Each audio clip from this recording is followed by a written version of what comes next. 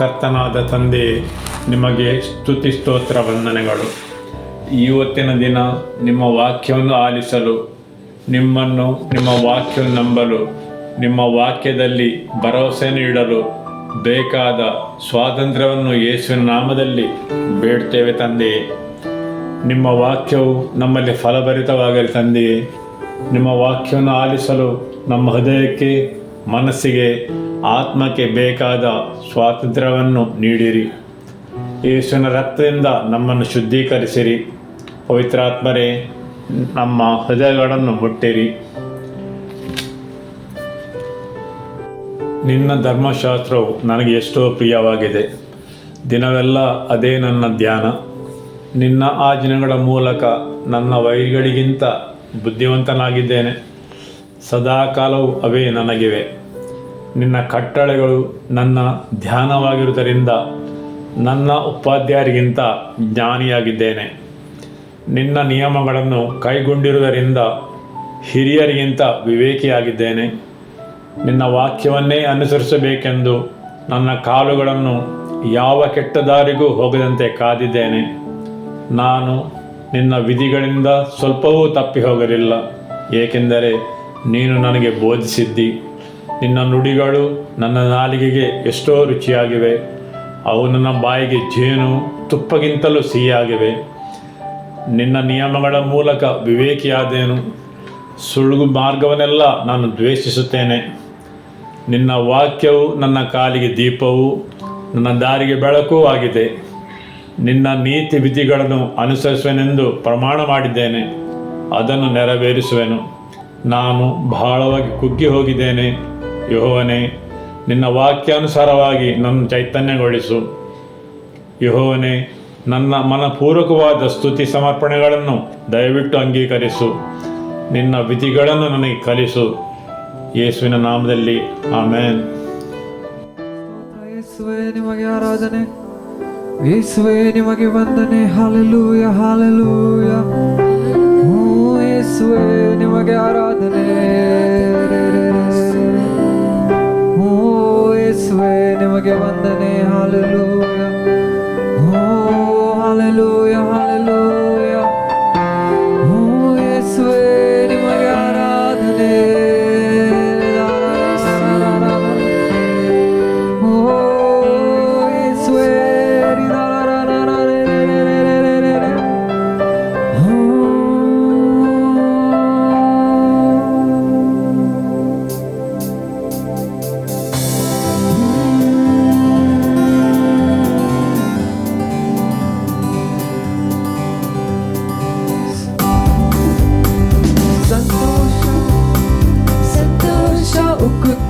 ಸಂತೋಷ ಉಕ್ಕೆ ಉಕ್ಕುತ್ತೆ.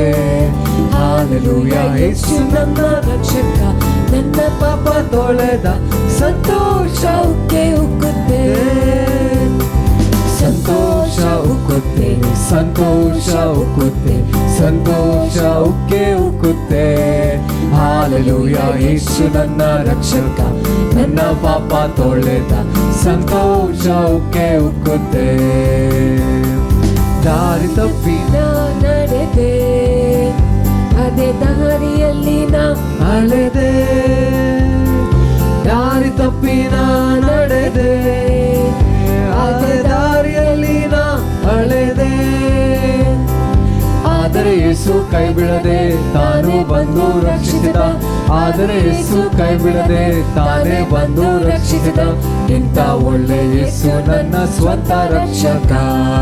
ಇಂಥ ಒಳ್ಳೆ ಯೇಸು ನನ್ನ ಸ್ವಂತ ರಕ್ಷಕ. ಸಂತೋಷ ಉಕ್ಕುತ್ತೆ, ಸಂತೋಷ ಉಕ್ಕುತ್ತೆ, ಸಂತೋಷ ಉಕ್ಕೆ ಉಕ್ಕುತ್ತೆ. ಹಾಲೆಲೂಯ. ಯೇಸು ನನ್ನ ರಕ್ಷಕ, ನನ್ನ ಪಾಪ ತೊಳೆದ.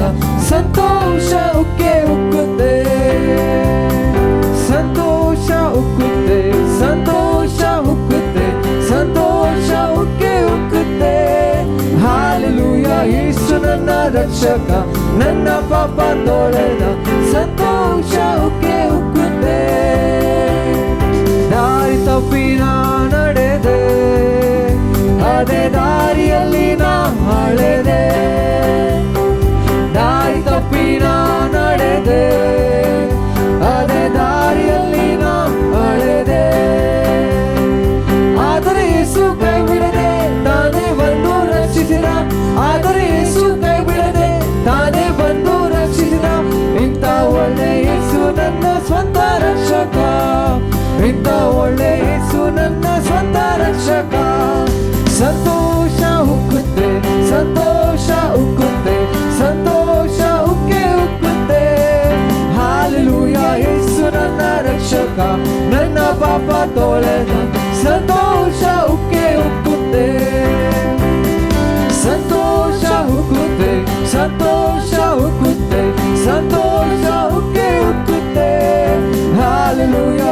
ಯೇಸು ನನ್ನ ರಕ್ಷಕ, ನನ್ನ ಪಾಪ ತೊಳೆದ, ಸಂತೋಷ ಉಕ್ಕೆ ಉಕ್ಕುತ್ತೆ.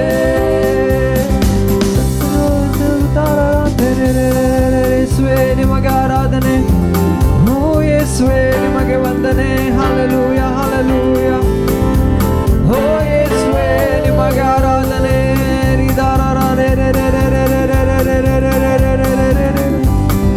ಓ ಯೇಸುವೆ ನಿಮಗೆ ಆರಾಧನೆ.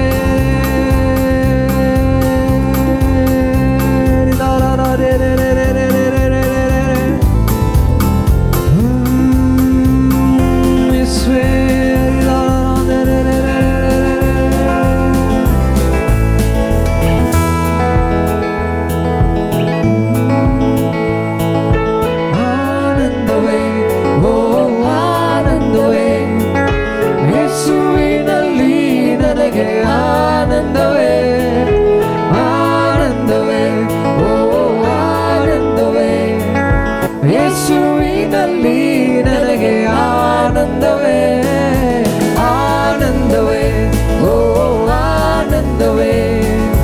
ಯೇಸುವಿನಲ್ಲಿ ನನಗೆ ಆನಂದವೇ, ಆನಂದವೇ, ಓ ಆನಂದವೇ. ಯೇಸುವಿನಲ್ಲಿ ನನಗೆ ಆನಂದವೇ. ಪಾಪ ಪರಿಹಾರಿ ಯೇಸು, ಶಾಪ ಪರಿಹಾರಿ ಯೇಸು, ಸಂತೋಷ ಸಮಾಧಾನ ಆನಂದವೇ. ಪಾಪ ಪರಿಹಾರಿ ಯೇಸು, ಶಾಪ ಪರಿಹಾರಿ ಯೇಸು, ಸಂತೋಷ ಸಮಾಧಾನ ಆನಂದವೇ, ಆನಂದವೇ, ಓ ಆನಂದವೇ. ಯೇಸುವಿನಲ್ಲಿ ನನಗೆ ಆನಂದವೇ, ಆನಂದವೇ, ಓ ಆನಂದವೇ. ಯೇಸುವಿನಲ್ಲಿ ನನಗೆ ಆನಂದವೇ. ಪರಾಕ್ರಮಶಾಲಿ ಯೇಸು, ಕರುಣೆಯ ಸಾಗರ ಯೇಸು, ಯೇಸುವಿನ ಆತ್ಮನಲ್ಲಿ ಆನಂದವೇ. ಪರಾಕ್ರಮಶಾಲಿ ಯೇಸು, ಕರುಣೆಯ ಸಾಗರ ಯೇಸು, ಯೇಸುವಿನ ಆತ್ಮನಲ್ಲಿ ಆನಂದವೇ, ಆನಂದವೇ, ಓ ಆನಂದವೇ. ಯೇಸುವಿನಲ್ಲಿ ನನಗೆ ಆನಂದವೇ, ಆನಂದವೇ, ಓ ಆನಂದವೇ. ಯೇಸುವಿನಲ್ಲಿ ನನಗೆ ಆನಂದವೇ, ಆನಂದವೇ, ಓ ಆನಂದವೇ. ಯೇಸುವಿನಲ್ಲಿ ನನಗೆ ಆನಂದವೇ, ಆನಂದವೇ, ಓ ಆನಂದವೇ. ಯೇಸುವಿನಲ್ಲಿ ನನಗೆ ಆನಂದವೇ. ಪರಾಕ್ರಮಶಾಲಿ ಯೇಸು, ಕರುಣೆಯ ಸಾಗರ ಯೇಸು, ಯೇಸುವಿನ ಆತ್ಮನಲ್ಲಿ ಆನಂದವೇ.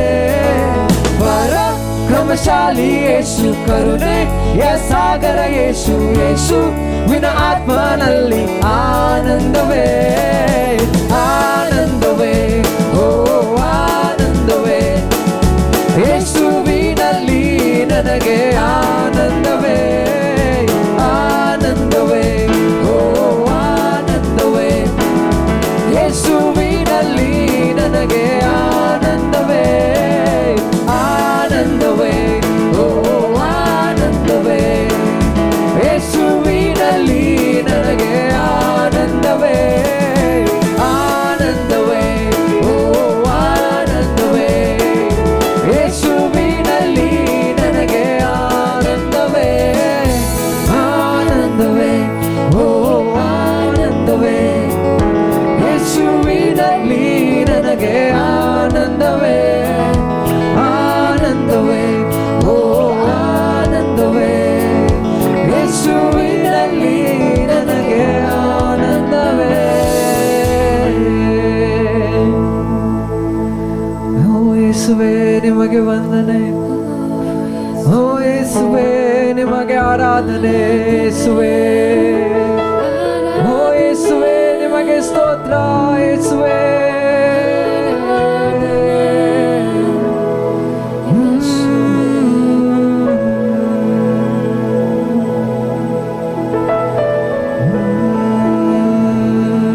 ಯೇಸುವೇ,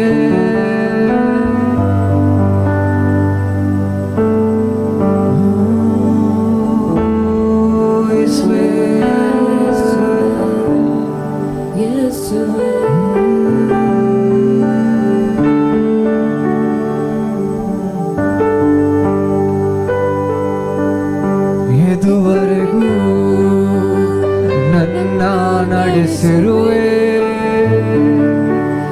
ಇನ್ನು ಮುಂದೆ ನನ್ನ ನಡೆಸುವೆ ನೀ. ಇದುವರೆಗೂ ನನ್ನ ನಡೆಸಿರುವೆ,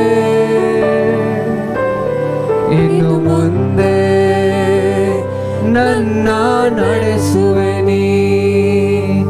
ನೀನೇ ಯೆಹೋವಾ ಈರೇ, ನನ್ನೆಲ್ಲವ ನೋಡಿಕೊಳ್ಳೆ. ನೀನೇ ಯೆಹೋವಾ ಶಮ್ಮಾ, ನನ್ನೊಂದಿಗೆ ಇರುವವನೇ. ನೀನೇ ಯೆಹೋವಾ ಈರೇ, ನನ್ನೆಲ್ಲವ ನೋಡಿಕೊಳ್ಳೆ. ನೀನೇ ಯೆಹೋವಾ ಶಮ್ಮಾ, ನನ್ನೊಂದಿಗೆ ಇರುವವನೇ. ನಡೆಸುವೆ ನೀ ಎಂದೆಂದೂ, ಕೊನೆವರೆಗೂ ನಡೆಸುವೆ ನೀ, ನಡೆಸುವೆ ನೀ ಎಂದೆಂದೂ, ಕೊನೆವರೆಗೂ ನಡೆಸುವೆ ನೀ. ನೀನೇ ಯೆಹೋವಾ ಈರೇ, ನನ್ನೆಲ್ಲವ ನೋಡಿಕೊಳ್ಳೆ. ನೀನೇ ಯೆಹೋವಾ ಶಮ್ಮಾ, ನನ್ನೊಂದಿಗೆ ಇರುವವನೇ. ಈ ನನ್ನ ದೇವ ಎಂದೆಂದು ಇರುವ, ಸದಾ ಕಾಲವು ನನ್ನ ದೇವ. ಈ ನನ್ನ ದೇವ ಎಂದೆಂದು ಇರುವ, ಸದಾ ಕಾಲವು ನನ್ನ ದೇವ. ಮರಣದವರೆಗೂ ನಡೆಸುವನು, ನನ್ನ ನಡೆಸುವನು.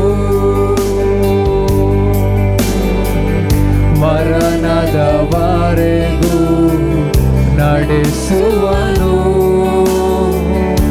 ನನ್ನ ನಡೆಸುವನು. ನಡೆಸುವೆ ಎಂದೆಂದೂ, ಕೊನೆವರೆಗೂ ನಡೆಸುವೆ ನೀ, ನಡೆಸುವೆ ಎಂದೆಂದೂ, ಕೊನೆವರೆಗೂ ನಡೆಸುವೆ ನೀ. ನೀನೇ ಯೆಹೋವಾ ಈರೇ,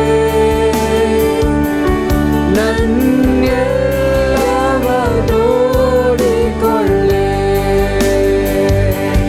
ನೀನೇ ಯೆಹೋವಾ ಶಮ್ಮಾ, ನನ್ನೊಂದಿಗೆ ಇರುವವನೇ. ಸತ್ಕಾರ್ಯಗಳನ್ನು ಪ್ರಾರಂಭಿಸಿದೆ, ಅಂತ್ಯದವರೆಗೂ ನಡೆಸುವೆ ನೀ. ಸತ್ಕಾರ್ಯಗಳನ್ನು ಪ್ರಾರಂಭಿಸಿದೆ, ಅಂತ್ಯ ನಿತ್ಯದವರೆಗೂ ನಡೆಸುವೆ ಮುಪ್ಪಿನ ಪ್ರಾಯದಲ್ಲೂ ನಡೆಸುವೆ ನಂಬಿಗಸ್ತನಾಗಿರು ನೀ ಮುಪ್ಪಿನ ಪ್ರಾಯದಲ್ಲೂ ನಡೆಸುವೆ ನಂಬಿಗಸ್ತನಾಗಿರು ನೀ ನಡೆಸುವೆ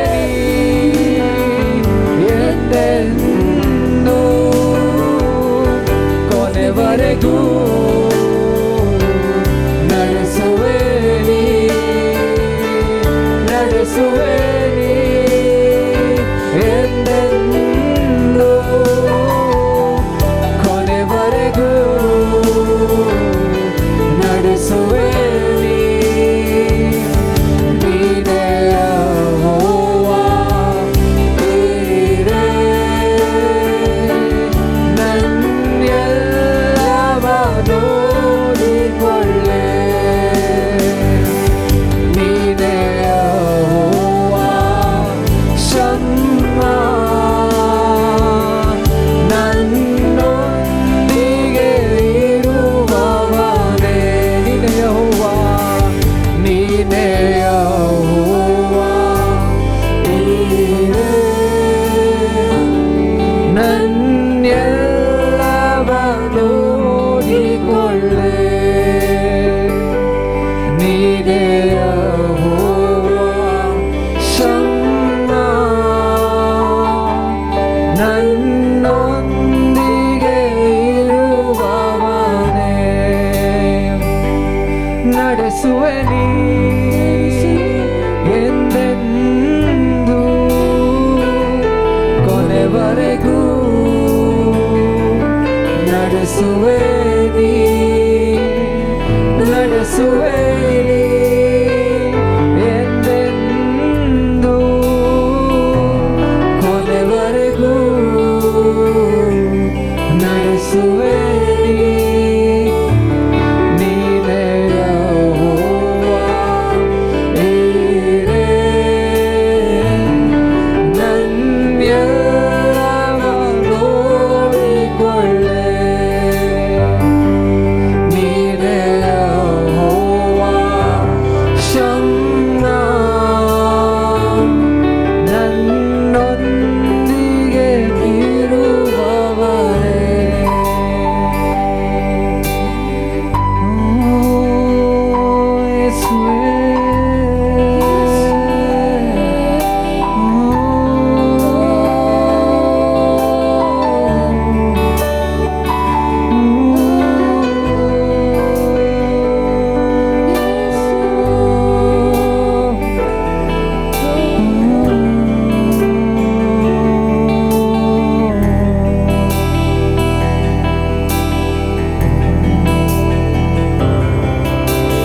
ಒಂದೇ ಆಕಾಶ ದೇವಾ ಎಂದೆಂದಿಗೂ ನಿನ್ನ ಬಳಿ ನಿನ್ನ ಚಂದ ಮುಖವನ್ನು ನೋಡುತ್ತಿರುವೆ ಒಂದೇ ಆಕಾಶ ದೇವಾ ಒಂದೇ ಆಕಾಶ ದೇವಾ ಎಂದೆಂದಿಗೂ ನಿನ್ನ ಬಳಿ ನಿನ್ನ ಚಂದ ಮುಖವನ್ನು ನೋಡುತ್ತಿರುವೆ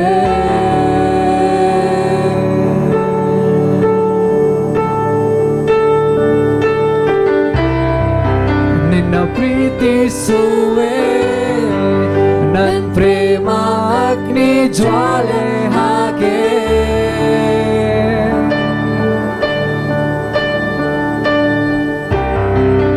ಉನ್ನತ ಪ್ರೇಮ ನನ್ನದಲ್ಲ ನಿನ್ನದೇ ನಿನ್ನ ಪ್ರೀತಿಸುವೆ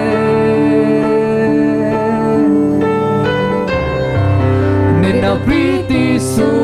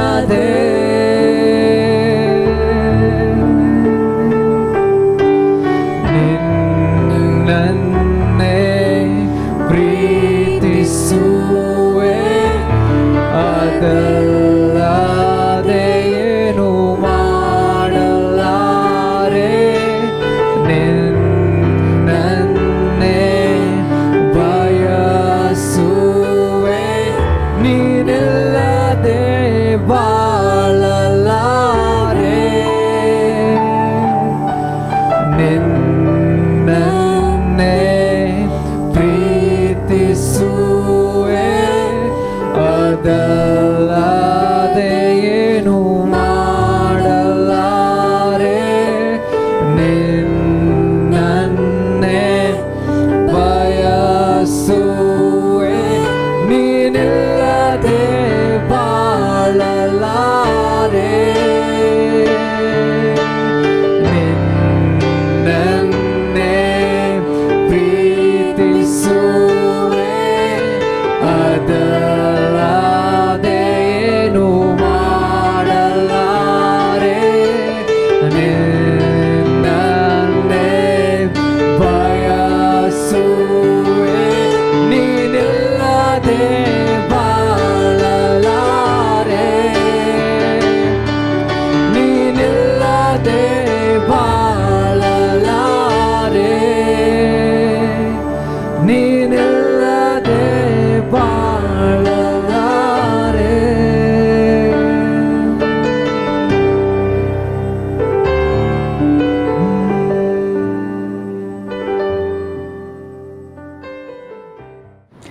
ಯೇಸುವೆ ಸ್ತೋತ್ರ. ಆಮೆನ್. ಯೇಸುವೆ, ನಮ್ಮ ಜೀವನದಲ್ಲಿ ನೀವು ತಂದ ಹೊಸತನಕ್ಕಾಗಿ ನಿಮಗೆ ಸ್ತೋತ್ರವನ್ನು ಸಲ್ಲಿಸುತ್ತೇವೆ. ಮಹಿಮೆ ಯೇಸುವೆ. ಇವತ್ತಿನ ದೇವರ ವಾಕ್ಯವನ್ನು ಕೇಳುವ ಆದಿಕಾಂಡ ಅಧ್ಯಾಯ 24 ವಾಕ್ಯ 62ರಿಂದ. ಅಷ್ಟರಲ್ಲಿ ಇಸಾಕನು ಬೇರ್ಲಹರೋಯ್ ಬಾವಿಗೆ ಹೋಗಿ ಬಂದಿದ್ದನು. ಅವನು ಕಾನಾನ್ ದೇಶದ ದಕ್ಷಿಣ ಸೀಮೆಯಲ್ಲಿ ವಾಸವಾಗಿದ್ದನು. ಇಸಾಕನು ಸಂಜೆ ವೇಳೆಯಲ್ಲಿ ಧ್ಯಾನ ಮಾಡುವುದಕ್ಕಾಗಿ ಬಯಲು ಪ್ರದೇಶಕ್ಕೆ ಹೋಗಿದ್ದನು. ಅಲ್ಲಿ ಕಣ್ಣೆತ್ತಿ ನೋಡಲಾಗಿ ಒಂಟೆಗಳು ಬರುವುದನ್ನು ಕಂಡನು. ರೆಬೆಕ್ಕಳು ಕಣ್ಣೆತ್ತಿ ಇಸಾಕನನ್ನು ನೋಡಿ ಒಂಟೆಯಿಂದ ಕೆಳಗೆ ಇಳಿದಳು. ಆಕೆಯ ಸೇವಕನಿಗೆ, ನಮ್ಮನ್ನು ಎದುರುಗೊಳ್ಳುವುದಕ್ಕೆ ಅಡವಿಯಲ್ಲಿ ನಡೆದು ಬರುವ ಮನುಷ್ಯನು ಯಾರು ಎಂದು ಕೇಳಿದಳು. ಅವನೇ ನನ್ನ ಧನಿ ಎಂದು ಅವನು ಹೇಳಿದಾಗ ಆಕೆ ಮುಸುಕು ಹಾಕಿಕೊಂಡಳು. ಆ ಸೇವಕನು ತಾನು ಮಾಡಿದ ಕಾರ್ಯಗಳನ್ನೆಲ್ಲ ಇಸಾಕನಿಗೆ ತಿಳಿಸಿದನು. ಇಲ್ಲಿ ದೇವರ ವಾಕ್ಯ ಹೇಳುತ್ತದೆ, ಇಸಾಕನು ಬಂದಿದ್ದನು. ಎಲ್ಲಿಂದ? ಬಿರ್ ಲಹೈರೋಹಿ. ಹಾಗಂದರೇನು? ನೀವು ಈ ಮೊದಲು ಈ ಸ್ಥಳದ ಹೆಸರನ್ನು ಕೇಳಿದ್ದೀರಾ? ಬಿಯರ್ ಸಿಗುವ ಸ್ಥಳವೇ? ಬೈಬಲಿನ ಆದಿಕಾಂಡದಲ್ಲೂ ಪಬ್ಬಿನ ಹೆಸರಿದಲ್ಲವೇ? ಬಿರ್ ಲಹೈರೋಹಿ. ಆ ಸ್ಥಳದ ಅರ್ಥವೇನು? ಅದೊಂದು ಬಾವಿ ಇರುವ ಸ್ಥಳ. ಹಾಗಾರಳು ದೇವದೂತನನ್ನು ಭೇಟಿಯಾದ ಸ್ಥಳ. ಮತ್ತು ಆಕೆಯು ಆ ಬಾವಿಗೆ ನೀನು ನನ್ನನ್ನು ನೋಡುವ ದೇವರು ಎಂದು ಹೆಸರಿಟ್ಟಳು. ನೋಡುವ ದೇವರ ಬಾವಿ. ಆಮೆನ್. ಆದಿಕಾಂಡ ಅಧ್ಯಾಯ 16 ವಾಕ್ಯ 13 ಮತ್ತು 14. ಆಮೇಲೆ ಆಕೆಯು ತನ್ನ ಸಂಗಡ ಮಾತನಾಡಿದ ಯೆಹೋವನಿಗೆ, ನೀನು ನನ್ನನ್ನು ನೋಡುವ ದೇವರು ಎಂದು ಹೆಸರಿಟ್ಟಳು. ಏಕೆಂದರೆ ನನ್ನನ್ನು ನೋಡುವಾತನನ್ನು ನಾನು ಇಲ್ಲಿಯೂ ನೋಡುವಂತಾಯ್ತಲ್ಲ ಎಂದುಕೊಂಡಳು. ಈ ಸಂಗತಿಯಿಂದ ಅಲ್ಲಿರುವ ಬಾವಿಗೆ ಬೇರ್ ಲಹೋರಾಯ್ ಎಂದು ಹೆಸರಾಯಿತು. ಅದು ಕಾದೇಶಿಗೂ ಬೆರೆದಿಗೂ ಮಧ್ಯದಲ್ಲಿ ಇದೆ. ಈ ಸಂಗತಿಯಿಂದ ಅಲ್ಲಿರುವ ಬಾವಿಗೆ ಬಿರ್ ಲಾಹೆರೋಹಿ ಎಂದು ಹೆಸರಾಯಿತು. ನನ್ನನ್ನು ನೋಡುವಾತನನ್ನು ನಾನು ಇಲ್ಲಿಯೂ ನೋಡುವಂತಾಯ್ತಲ್ಲ ಎಂದುಕೊಂಡಳು. ಅಥವಾ ನನ್ನನ್ನು ನೋಡುವಾತನನ್ನು ನಾನು ಭೇಟಿಯಾದೆನು. ಹೌದು, ಈಗ ಇಲ್ಲಿ ದೇವರ ವಾಕ್ಯ ಹೇಳುತ್ತದೆ, ಇಸಾಕನು ಬಿರ್ ಲಾಹೆರೋಹಿ ಎಂಬ ಸ್ಥಳದಿಂದ ಬಂದನು. ನನ್ನನ್ನು ನೋಡುವಾತನು ಎಂಬ ಸ್ಥಳದಿಂದ. ದೇವರ ವಾಕ್ಯ ಮುಂದುವರಿಸಿ ಹೇಳುತ್ತದೆ, ಅವನು ಬಯಲು ಪ್ರದೇಶಕ್ಕೆ ಹೋಗಿದ್ದನು. ಯಾಕಾಗಿ ಅವನಲ್ಲಿಗೆ ಹೋಗಿದ್ದನು? ಇಸಾಕನು ಅಲ್ಲಿ ಧ್ಯಾನ ಮಾಡುವುದಕ್ಕಾಗಿ ಹೋಗಿದ್ದನು. ನನ್ನನ್ನು ನೋಡುವ ದೇವರನ್ನು ಭೇಟಿಯಾದ ನಂತರ, ಹೌದು, ನನ್ನನ್ನು ನೋಡುವ ದೇವರು ಭೇಟಿಯಾದ ಸ್ಥಳದಿಂದ ಅವನು ಬರುತ್ತಿದ್ದನು. ದೇವರ ವಾಕ್ಯ ಹೇಳುತ್ತದೆ, ಅವನು ಬಯಲು ಪ್ರದೇಶಕ್ಕೆ ಧ್ಯಾನ ಮಾಡಲು ಹೋಗಿದ್ದನು. ಏನನ್ನು ಧ್ಯಾನ ಮಾಡಲು? ಎಲಿಯಾಜರನಿಗೆ ಏನಾಗಿದೆಯೋ? ಮದುಮಗಳನ್ನು ಹುಡುಕಲು ಹೋದವನು ಎಂದಾದರೂ ಹಿಂತಿರುಗಿ ಬರುವನೇ? ಅಂತಹ ಅನೇಕ ವಿಷಯಗಳನ್ನು ಅವನು ಧ್ಯಾನ ಮಾಡಿರಬಹುದು, ಸರಿಯಲ್ಲವೇ? ಧ್ಯಾನವೆಂದರೇನು?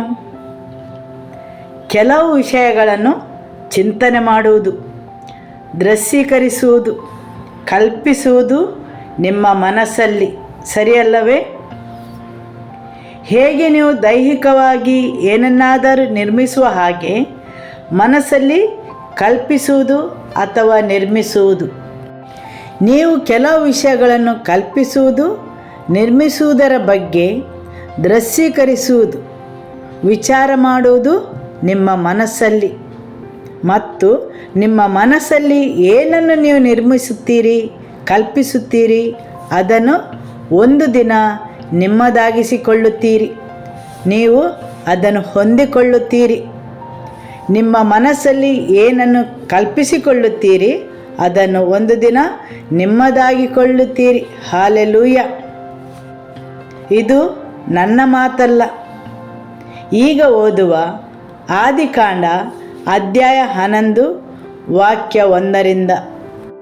ಆಗ ಭೂಲೋಕದವರಿಗೆಲ್ಲರೂ ಒಂದೇ ಭಾಷೆ, ಒಂದೇ ಮಾತು ಇತ್ತು. ಭಾಷಾ ಭೇದಗಳೇನೂ ಇರಲಿಲ್ಲ. ಜನರು ಪೂರ್ವ ದಿಕ್ಕಿಗೆ ಪ್ರಯಾಣ ಮಾಡುತ್ತಿರುವಾಗ ಶಿನಾರ್ ದೇಶದ ಬಯಲು ಸೀಮೆಯನ್ನು ಕಂಡು ಅಲ್ಲೇ ನೆಲೆಸಿದರು. ಅವರೆಲ್ಲರೂ, ಬನ್ನಿ, ನಾವು ಇಟ್ಟಿಗೆಗಳನ್ನು ಮಾಡಿ ಚೆನ್ನಾಗಿ ಸುಡೋಣ ಎಂದು ಅವರು ಒಬ್ಬರಿಗೊಬ್ಬರು ಮಾತನಾಡಿಕೊಂಡರು. ಅವರು ಕಲ್ಲಿಗೆ ಬದಲಾಗಿ ಇಟ್ಟಿಗೆಯನ್ನು, ಸುಣ್ಣಕ್ಕೆ ಬದಲಾಗಿ ಜೇಡಿಮಣ್ಣನ್ನು ಉಪಯೋಗಿಸಿದರು. ಅವರು, ಬನ್ನಿರಿ, ಒಂದು ಪಟ್ಟಣವನ್ನು ಕಟ್ಟೋಣ, ಆಕಾಶವನ್ನು ಮುಟ್ಟುವ ಒಂದು ಗೋಪುರವನ್ನು ಕಟ್ಟಿ ದೊಡ್ಡ ಹೆಸರನ್ನು ಸಂಪಾದಿಸಿಕೊಳ್ಳೋಣ. ಹೀಗೆ ಮಾಡಿದರೆ ಭೂಮಿಯ ಮೇಲೆಲ್ಲ ಚದರಿ ಹೋಗುವುದಕ್ಕೆ ಆಸ್ಪದವಾಗುವುದಿಲ್ಲ ಎಂದು ತಮ್ಮೊಳಗೆ ಮಾತನಾಡಿಕೊಂಡರು. ಆಮೆನ್. ಹೌದು, ಇಲ್ಲಿ ನೆರೆದಿದ್ದ ಎಲ್ಲ ಜನರ ಮನಸ್ಸಲ್ಲಿ ಸರಿಯಾದ ಚಿತ್ರಣವಿತ್ತು. ಅವರು ಏನನ್ನು ನಿರ್ಮಿಸುತ್ತಾರೆಂದು, ಅವರಿಗೋಸ್ಕರ ಒಂದು ಪಟ್ಟಣವನ್ನು ಕಟ್ಟಲು ಸೇರಿದ್ದರು ಮತ್ತು ಅವರಲ್ಲಿ ಸರಿಯಾದ ಕಲ್ಪನೆ ಇತ್ತು, ಆ ಪಟ್ಟಣವು ಹೇಗಿರಬೇಕೆಂದು. ಆಮೆನ್. ಅದಕ್ಕೆ ಗೋಪುರಗಳಿರಬೇಕು. ಹೌದು, ಆ ಪಟ್ಟಣವನ್ನು ಹೇಗೆ ಕಟ್ಟಬೇಕೆಂದು ಮೊದಲೇ ಕಲ್ಪಿಸಿಕೊಂಡಿದ್ದರು. ಅವರು ಇಟ್ಟಿಗೆಗಳನ್ನು ಉಪಯೋಗಿಸಿ ಡಾಮರನ್ನು ಹೇಗೆ ಉಪಯೋಗಿಸಬೇಕೆಂದು ತಿಳಿದಿದ್ದರು. ಹೌದು, ಅವರು ಪಟ್ಟಣವನ್ನು ಹೇಗೆ ಕಟ್ಟಬೇಕೆಂದು ಸರಿಯಾಗಿ ಕಲ್ಪಿಸಿ ಅವರ ಕಲ್ಪನೆಯಲ್ಲಿ ಅದನ್ನು ಕಟ್ಟಿ ಆಗಿತ್ತು. ಮಣ್ಣಿನ ಇಟ್ಟಿಗೆಗಳನ್ನು ಸುಟ್ಟು ಗಾರೆಗೆ ಡಾಮರನ್ನು ಹೇಗೆ ಉಪಯೋಗಿಸಿ ಪಟ್ಟಣವನ್ನು ಕಟ್ಟಬೇಕೆಂಬ ಸ್ಪಷ್ಟವಾದ ಚಿತ್ರಣ ಅವರ ಮನಸ್ಸಲ್ಲಿತ್ತು. ಅವರ ಮನಸ್ಸಲ್ಲಿ ಸ್ಪಷ್ಟವಾಗಿ ಪಟ್ಟಣವನ್ನು ನಿರ್ಮಿಸಿದ್ದರು.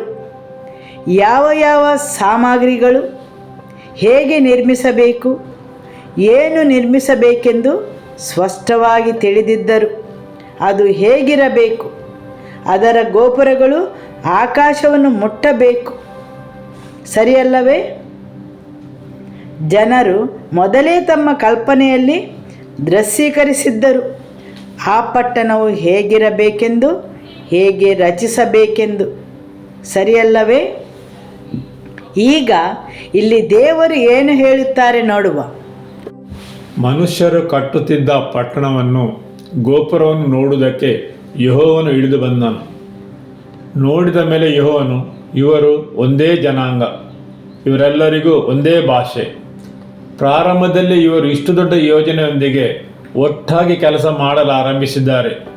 ಇನ್ನು ಮುಂದೆ ಇವರು ಏನು ಮಾಡಲು ಉದ್ದೇಶಿಸಿದರೂ ಇವರಿಗೆ ಅದು ಅಸಾಧ್ಯವಾಗುವುದಿಲ್ಲ. ಪ್ರಾರಂಭದಲ್ಲೇ ಇವರು ಇಷ್ಟು ದೊಡ್ಡ ಯೋಜನೆಯೊಂದಿಗೆ ಒಟ್ಟಾಗಿ ಕೆಲಸ ಮಾಡಲಾರಂಭಿಸಿದ್ದಾರೆ. ಇನ್ನು ಮುಂದೆ ಇವರು ಏನು ಮಾಡಲು ಉದ್ದೇಶಿಸಿದರೂ ಇವರಿಗೆ ಯಾವುದೂ ಅಸಾಧ್ಯವಾಗುವುದಿಲ್ಲ. ಇನ್ನು ಮುಂದೆ ಇವರು ಏನು ಮಾಡಲು ಉದ್ದೇಶಿಸಿದರೂ ಇವರಿಗೆ ಯಾವುದೂ ಅಸಾಧ್ಯವಾಗುವುದಿಲ್ಲ. ಸರಿಯಲ್ಲವೇ? ಅವರು ಮಾಡಲು ಉದ್ದೇಶಿಸಿದನು. ಪ್ರತಿಯೊಂದು ಉದ್ದೇಶವು ಮನಸ್ಸಲ್ಲಿ ಮೊದಲು ತಯಾರಾಗುತ್ತದೆ. ಸರಿಯಲ್ಲವೇ? ಮನಸ್ಸಲ್ಲಿ ಮೊದಲು ಕಲ್ಪಿಸಿ ದೃಶ್ಯೀಕರಿಸುತ್ತದೆ. ಆದುದರಿಂದ ಮನುಷ್ಯನು ಮನಸ್ಸಲ್ಲಿ ಕಲ್ಪಿಸಿದನು ಆ ಉದ್ದೇಶವನ್ನು ಸಾಧ್ಯವಾಗಿಸುವಂತೆ ನಿರ್ಮಿಸುವಂತೆ ತಡೆಯಲು ಯಾರಿಂದಲೂ ಸಾಧ್ಯವಿಲ್ಲ. ಆಮೇನ್.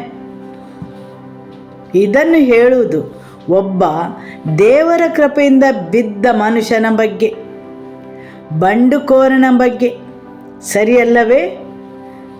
ದೇವರನ್ನು ಹೊಂದಿಕೊಂಡಿರುವ ಮನುಷ್ಯನಲ್ಲ. ದೇವರ ಕೃಪೆಯಿಂದ ಬಿದ್ದ ಮನುಷ್ಯನ ಸ್ಥಿತಿಯಲ್ಲಿರುವಾಗ, ಆ ಬಂಡಾಯದ ಸ್ಥಿತಿಯಲ್ಲಿರುವಾಗ ಅವನೇನನ್ನು ದೃಶ್ಯೀಕರಿಸುತ್ತಾನೆ, ಏನನ್ನು ಕಲ್ಪಿಸುತ್ತಾನೆ, ಅದನ್ನು ನಿರ್ಮಿಸಲು ಶಕ್ತನಾಗಿದ್ದಾನೆ. ಅವನು ತನ್ನ ಮನಸ್ಸಲ್ಲಿ ಏನನ್ನು ನಿರ್ಮಿಸುತ್ತಾನೆ ಅದನ್ನು ತಯಾರಿಸುತ್ತಾನೆ. ಸರಿಯಲ್ಲವೇ? ಆಮೇನ್. ದೇವರೇ ಹೇಳುತ್ತಾರೆ, ಅವರೇನನ್ನು ಉದ್ದೇಶಿಸುತ್ತಾರೆ ಅದನ್ನು ಮಾಡುತ್ತಾರೆಂದು. ನಿಮ್ಮ ಸುತ್ತಲೂ ನೀವು ನೋಡುವುದೆಲ್ಲವೂ ಅದು ಕಟ್ಟಡಗಳಾಗಿರಬಹುದು, ಕೆಟ್ಟತನ, ದುಷ್ಟತನ ಯಾವುದೇ ಆಗಿರಬಹುದು, ಅದು ಮೊದಲೇ ಕೆಲವರ ಮನಸ್ಸಲ್ಲಿ ನಿರ್ಮಿಸಿದಾಗಿದೆ, ದೃಶ್ಯೀಕರಿಸಿ ರಚಿಸಿ ಸ್ಥಾಪಿಸಲಾಗಿದೆ ಅಥವಾ ಸ್ಥಾಪಿಸಲ್ಪಟ್ಟಿದೆ. ನೀವು ನೋಡುವುದೆಲ್ಲವೂ ಯಾರಾದರೂ ಒಬ್ಬರದನ್ನು ಕಲ್ಪಿಸಿದ್ದಾರೆ, ವಿಚಾರ ಮಾಡಿದ್ದಾರೆ, ಆ ಯೋಚನೆಗಳಲ್ಲಿ ವಾಸಿಸಿದ್ದಾರೆ ಮತ್ತು ಅದನ್ನು ಅವರ ಮನಸ್ಸಲ್ಲಿ ಸ್ಥಾಪಿಸಿ ಇನ್ನೂ ಕೆಲವರು ಅದನ್ನು ನಿಜವಾಗಿಸಿದ್ದಾರೆ ಅಥವಾ ನಾವು ನೋಡುವಂತೆ ನಿರ್ಮಿಸಿದ್ದಾರೆ. ಸರಿಯಲ್ಲವೇ? ಆಮೇನ್. ಈಗ ಇಲ್ಲಿ ನಾವಿರುವ ಈ ಕಟ್ಟಡ ಯಾರೋ ಒಬ್ಬರು ಕಲ್ಪಿಸಿದ್ದಾರೆ ತಮ್ಮ ಮನಸ್ಸಲ್ಲಿ ಮತ್ತು ದೈಹಿಕವಾಗಿ ನಿಜ ರೂಪಕ್ಕೆ ಬರುವ ಮೊದಲು. ಸರಿಯಲ್ಲವೇ? ಆಮೇನ್. ಆದುದರಿಂದ ಇಸಾಕನು ಧ್ಯಾನ ಮಾಡಲು ಅಲ್ಲಿಗೆ ಹೋಗಿದ್ದನು. ಬಯಲು ಪ್ರದೇಶದಲ್ಲಿ ಧ್ಯಾನ ಮಾಡಲು. ಆದರೆ ಏನನ್ನು ಧ್ಯಾನಿಸಲು? ನಾನು ಭಾವಿಸುತ್ತೇನೆ ಎಲಿಯಾಜರನು ಹುಡುಕಲು ಹೋದ ಅವನ ಮದುಮಗಳನ್ನು. ಅವನಿಗೆ ಏನು ಸಂಭವಿಸಿರಬಹುದು? ಯಾಕೆ ಇಷ್ಟೊಂದು ತಡ? ಮಾತ್ರವಲ್ಲ, ಅವನು ಹೇಗೆ ಧ್ಯಾನ ಮಾಡಲು ಕಲಿತ ಅದರ ಬಗ್ಗೆ ಸಹ ಧ್ಯಾನಿಸಿರಬಹುದು. ಅವನು ಅದನ್ನು ಅಬ್ರಹಾಮನಿಂದ ಕಲಿತಿರಬಹುದು. ಮತ್ತು ಯಾವುದರ ಬಗ್ಗೆ ಧ್ಯಾನಿಸುವುದು? ಅವನಿಗೆ ಆಯ್ಕೆ ಇತ್ತು. ಭಯದ ಬಗ್ಗೆ ಧ್ಯಾನಿಸಲು ಅನೇಕ ಒಂಟೆಗಳ ಮೇಲೆ ಬೆಳ್ಳಿ ಬಂಗಾರವನ್ನು, ಚಿನ್ನದ ಬಳೆಗಳನ್ನು ಎಲ್ಲ ತೆಗೆದುಕೊಂಡು ಅವನು ಅವರನ್ನು ಬಿಟ್ಟು ಹೋಗಿರಬಹುದೇ? ಅಥವಾ ಯಾರಾದರೂ ಅವರನ್ನು ದರೋಡೆ ಮಾಡಿರಬಹುದೇ? ಕಳ್ಳರು ಅವರನ್ನು ಸೂರೆ ಮಾಡಿರಬಹುದೇ? ಅವರ ಬಗ್ಗೆ ಯಾವುದೇ ಸುದ್ದಿ ಇಲ್ಲ ಎಂದು. ಧ್ಯಾನ ಅಥವಾ ಕಲ್ಪನೆಯು ಯಾವುದೇ ಸ್ಥಿತಿಯಲ್ಲಿ ಅದೊಂದು ಆಯ್ಕೆಯಾಗಿದೆ. ಸರಿಯಲ್ಲವೇ? ಅಥವಾ ಅವನು ಧ್ಯಾನಿಸಿರಬಹುದು ಯೆಹೋವನು ಅವನ ತಂದೆಗೆ ವಾಗ್ದಾನ ಮಾಡಿದರ ಬಗ್ಗೆ. ದೇವರು ಅವನ ತಂದೆಗೆ ವಾಗ್ದಾನದ ಮೂಲಕ ಹೇಳಿದ್ದಾರೆ, ನಿನ್ನ ಸಂತತಿಯನ್ನು ಸಮುದ್ರದ ಮರಳಿನ ಹಾಗೆ ಹಾಗೂ ಆಕಾಶದ ನಕ್ಷತ್ರಗಳಂತೆ ಮಾಡುವೆನೆಂದು. ಒಂದು ವೇಳೆ ಭಯವು ಅವನ ಹೃದಯವನ್ನು ಆವರಿಸಿದ್ದರೆ ಅಲ್ಲಿ ದೇವರ ವಾಗ್ದಾನವು ಅವನಿಗೆ ಧ್ಯಾನ ಮಾಡಲು ಇತ್ತು. ಹೌದು, ದೇವರು ವಾಗ್ದಾನ ಮಾಡಿದ್ದಾರೆ. ಹೌದು, ದೇವರು ವಾಗ್ದಾನ ಮಾಡಿದ್ದರೆ ಆತನು ನನ್ನನ್ನು ಬಹಳವಾಗಿ ಹೆಚ್ಚಿಸುವೆನೆಂದು, ನನ್ನ ಸಂತತಿಯು ಸಮುದ್ರ ಬದಿಯ ಮರಳಿನಂತೆ ಅಥವಾ ಆಕಾಶದ ನಕ್ಷತ್ರಗಳಂತೆ ಎಂದು ದೇವರ ವಾಕ್ಯವನ್ನು ಧ್ಯಾನಿಸಿರಬಹುದು. ಮತ್ತು ದೇವರು ಅದನ್ನು ವಾಗ್ದಾನ ಮಾಡಿದ್ದರೆ ಆತನು ಖಂಡಿತವಾಗಿಯೂ ನೆರವೇರಿಸುವನು. ಆಮೇನ್. ಆದಷ್ಟು ಬೇಗ ನಾನು ಆಕೆಯನ್ನು ನೋಡುವೆನು. ಹೌದು, ಅವನು ದೇವರ ವಾಕ್ಯವನ್ನು ಧ್ಯಾನಿಸಿರಬಹುದು ಅಥವಾ ಭಯವನ್ನು ಧ್ಯಾನಿಸಿರಬಹುದು. ಎರಡನ್ನೂ ಅವನು ತನ್ನ ಮನಸ್ಸಲ್ಲಿ ಕಲ್ಪಿಸಿ, ಬೆಳೆಸಿ, ಕಟ್ಟಿ ದೃಶ್ಯೀಕರಿಸಬಹುದು. ಸರಿಯಲ್ಲವೇ? ಆದರೆ ನಾನಿಲ್ಲಿ ನಂಬುತ್ತೇನೆ, ದೇವರು ಅವನ ತಂದೆಗೆ ಏನನ್ನು ವಾಗ್ದಾನ ಮಾಡಿದ್ದಾನೆ ಅದರ ಬಗ್ಗೆ ಧ್ಯಾನಿಸಿರಬಹುದು. ಆದುದರಿಂದ ಅವನು ಕಣ್ಣೆತ್ತಿ ನೋಡುತ್ತಾನೆ. ಅವನು ಕೆಳಗೆ ಕುಳಿತುಕೊಂಡಿರುವುದಿಲ್ಲ. ದೇವರ ವಾಕ್ಯ ಹೇಳುತ್ತದೆ, ಅವನು ಕಣ್ಣೆತ್ತಿ ನೋಡುತ್ತಾನೆ. ಯಾಕೆಂದರೆ ಅವನು ನಿರೀಕ್ಷಿಸಿಕೊಂಡಿದ್ದ. ದೇವರ ವಾಕ್ಯವು ಹೇಳುತ್ತದೆ, ಇಸಾಕನು ಧ್ಯಾನ ಮಾಡಲು ಹೋಗಿದ್ದ ಮತ್ತು ಅವನು ಕಣ್ಣೆತ್ತಿ ನೋಡುತ್ತಾನೆ. ಯಾರಾದರೂ ನಿರಾಸೆಗೊಂಡಿದ್ದರೆ ಅವರು ಕೆಳಗೆ ನೋಡುತ್ತಾರೆ. ಯಾರು ಭರವಸೆಯಿಂದ ಇರುತ್ತಾರೆ ಅವರು ಮಾತ್ರ ಮೇಲೆ ನೋಡುತ್ತಾರೆ. ಅವನು ಅನೇಕ ಒಂಟೆಗಳೊಂದಿಗೆ ಹೋಗುತ್ತಾನೆ, ಬರುತ್ತಾ ಇದ್ದಾನೆಯೇ? ಸರಿಯಲ್ಲವೇ? ದೇವರ ವಾಕ್ಯ ಹೇಳುತ್ತದೆ, ಅವನು ಕಣ್ಣೆತ್ತಿ ನೋಡಲಾಗಿ ಒಂಟೆಗಳು ಬರುವುದನ್ನು ಕಂಡನು. ಅಷ್ಟರಲ್ಲಿ ಈಸಾಕನು ಬೇರ್ಲಾರಹೊಯ್ ಬಾವಿಗೆ ಹೋಗಿ ಬಂದಿದ್ದನು. ಅವನು ಕಾನಾನ್ ದೇಶದ ದಕ್ಷಿಣ ಸೀಮೆಯಲ್ಲಿ ವಾಸವಾಗಿದ್ದನು. ಈಸಾಕನು ಸಂಜೆ ವೇಳೆಯಲ್ಲಿ ಧ್ಯಾನ ಮಾಡುವುದಕ್ಕಾಗಿ ಬಯಲು ಪ್ರದೇಶಕ್ಕೆ ಹೋಗಿದ್ದನು. ಅಲ್ಲಿ ಕಣ್ಣೆತ್ತಿ ನೋಡಲಾಗಿ ಒಂಟೆಗಳು ಬರುವುದನ್ನು ಕಂಡನು. ರೆಬೆಕ್ಕಳು ಕಣ್ಣೆತ್ತಿ ಇಸಾಕನನ್ನು ನೋಡಿ ಒಂಟೆಯಿಂದ ಕೆಳಗೆ ಇಳಿದಳು. ಆಕೆಯ ಸೇವಕನಿಗೆ, ನಮ್ಮನ್ನು ಎದುರುಗೊಳ್ಳುವುದಕ್ಕೆ ಅಡವಿಯಲ್ಲಿ ನಡೆದು ಬರುವ ಆ ಮನುಷ್ಯನು ಯಾರು ಎಂದು ಕೇಳಿದಳು. ಅವನೇ ನನ್ನ ಧಣಿ ಎಂದು ಅವನು ಹೇಳಿದಾಗ ಆಕೆ ಮುಸುಕು ಹಾಕಿಕೊಂಡಳು. ಹೌದು, ಅವನು ಕಣ್ಣೆತ್ತಿ ನೋಡಿದಾಗ ಒಂಟೆಗಳು ಬರುವುದನ್ನು ಕಂಡನು. ಅವನು ಏನನ್ನು ಧ್ಯಾನ ಮಾಡಿದ್ದನೋ ಅದು ನಿಜವಾಗುವುದನ್ನು ಕಂಡನು. ಸರಿಯಲ್ಲವೇ? ಏನನ್ನು ಧ್ಯಾನ ಮಾಡಬೇಕೆಂಬುದನ್ನು ನೀವು ಆಯ್ಕೆ ಮಾಡಬೇಕು ಮತ್ತು ಏನನ್ನು ನೀವು ಧ್ಯಾನಿಸುತ್ತೀರಿ ಅದು ನಿಮ್ಮ ಜೀವನ ಕ್ರಮವನ್ನು ನಿರ್ಧರಿಸುತ್ತದೆ.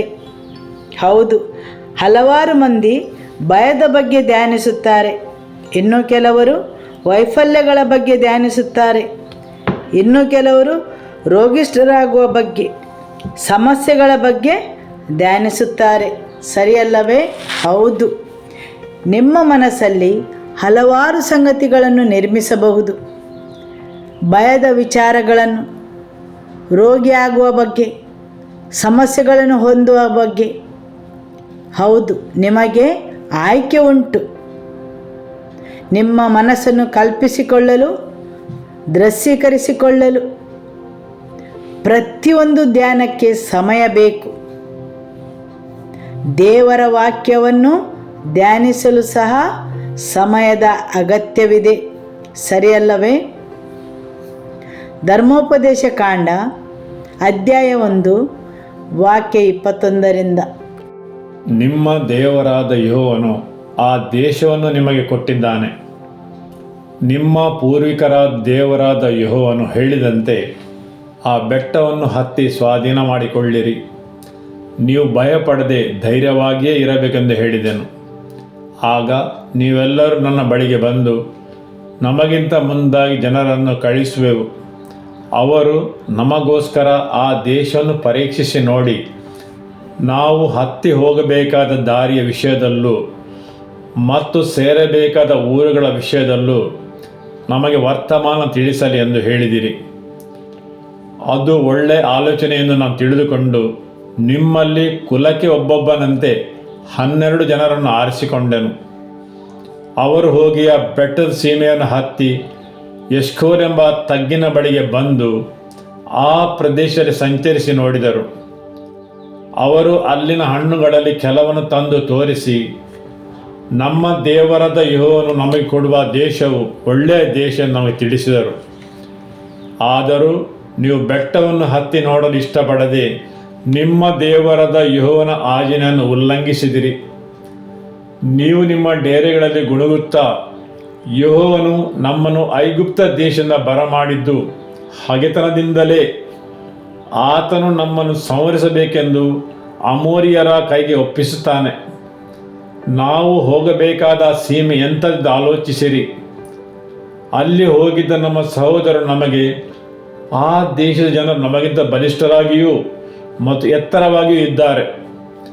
ಅವರಿರುವ ಪಟ್ಟಣಗಳು ದೊಡ್ಡದಾಗಿಯೂ ಮತ್ತು ಆಕಾಶವನ್ನು ಮುಟ್ಟುವ ಕೋಟೆ ಕೊತ್ತಲುಗಳಿಂದ ಇವೆ.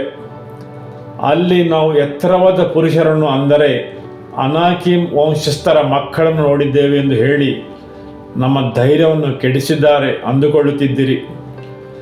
ಅದಕ್ಕೆ ನಾನು, ಕಳವಳ ಪಡಬೇಡಿರಿ, ಅವರಿಗೆ ಭಯಪಡಬೇಡಿರಿ. ನಿಮ್ಮ ಮುಂದೆ ಮಾರ್ಗದರ್ಶಕನಾಗಿ ಹೋಗುವ ನಿಮ್ಮ ದೇವರಾದ ಯೆಹೋವನು ಐಗುಪ್ತ ದೇಶದಲ್ಲಿಯೂ ನೀವು ನೋಡಿದ ಅರಣ್ಯದಲ್ಲಿಯೂ ಪ್ರತ್ಯಕ್ಷನಾಗಿ ನಿಮಗೋಸ್ಕರ ಯುದ್ಧ ಮಾಡಿದಂತೆಯೂ ಈಗಲೂ ನಿಮ್ಮವನಾಗಿ ಯುದ್ಧ ಮಾಡುವನು. ನೀವು ಈ ಸ್ಥಳಕ್ಕೆ ಸೇರುವ ತನಕ ನಿಮ್ಮ ಪ್ರಯಾಣದಲ್ಲೆಲ್ಲ ಒಬ್ಬ ತಂದೆ ತನ್ನ ಮಗನನ್ನು ಹೇಗೆ ಮುನ್ನಡೆಸುತ್ತಾನೋ ಹಾಗೆಯೇ ನಿಮ್ಮ ದೇವರಾದ ಯೆಹೋವನು ನಿಮ್ಮನ್ನು ಹೊತ್ತನಲ್ಲವೇ ನಿಮಗೆ ಹೇಳಿದೆನು. ಆದರೂ ನೀವು ನಿಮ್ಮ ದೇವರಾದ ಯೆಹೋವನ ನಂಬಲೇ ಇಲ್ಲ. ನೀವು ಹೋಗಬೇಕಾದ ದಾರಿಯನ್ನು ತೋರಿಸುವುದಕ್ಕೂ ದಂಡು ಇಳಿಯಬೇಕಾದ ಸ್ಥಳಗಳನ್ನು ಗೊತ್ತು ಮಾಡುವುದಕ್ಕೂ ರಾತ್ರಿಯಲ್ಲಿ ಬೆಂಕಿಯೋಪಾದಿಯಲ್ಲಿಯೂ ಮತ್ತು ಹಗಲಿನಲ್ಲಿ ಮೇಘೋಪಾದಿಯಲ್ಲಿಯೂ ನಿಮ್ಮ ಮಾರ್ಗದಲ್ಲಿ ನಿಮ್ಮನ್ನು ಮುನ್ನಡೆಸಿದ ದೇವರನ್ನು ನೀವು ನಂಬಲಿಲ್ಲ. ಹೌದು, ನಿಮ್ಮ ದೇವರಾದ ಯೆಹೋವನು ಆ ದೇಶವನ್ನು ನಿಮಗೇ ಕೊಟ್ಟಿದ್ದಾನೆ. ನಿಮ್ಮ ಪೂರ್ವಿಕರ ದೇವರಾದ ಯೆಹೋವನು ಹೇಳಿದಂತೆ ಆ ಬೆಟ್ಟವನ್ನು ಹತ್ತಿ ಸ್ವಾಧೀನ ಮಾಡಿಕೊಳ್ಳಿರಿ. ದೇವರ ವಾಕ್ಯವು ಮುಂದುವರಿಸಿ ಹೇಳುತ್ತದೆ, ಆಗ ನೀವೆಲ್ಲರೂ ನನ್ನ ಬಳಿಗೆ ಬಂದು ನಮಗಿಂತ ಮುಂದಾಗಿ ಜನರನ್ನು ಕಳಿಸುವೆವು. ಅವರು ನಮಗೋಸ್ಕರ ಆ ದೇಶವನ್ನು ಪರೀಕ್ಷಿಸಿ ನೋಡಿ, ನಾವು ಹತ್ತಿ ಹೋಗಬೇಕಾದ ದಾರಿಯ ವಿಷಯದಲ್ಲೂ ಮತ್ತು ಸೇರಬೇಕಾದ ಊರುಗಳ ವಿಷಯದಲ್ಲೂ ನಮಗೆ ವರ್ತಮಾನ ತಿಳಿಸಲಿ ಎಂದು ಹೇಳಿದ್ದೀರಿ. ಅದು ಒಳ್ಳೆಯ ಆಲೋಚನೆ ಎಂದು ನಾನು ತಿಳಿದುಕೊಂಡು ನಿಮ್ಮಲ್ಲಿ ಕುಲಕ್ಕೆ ಒಬ್ಬೊಬ್ಬನಂತೆ 12 ಜನರನ್ನು ಆರಿಸಿಕೊಂಡೆನು.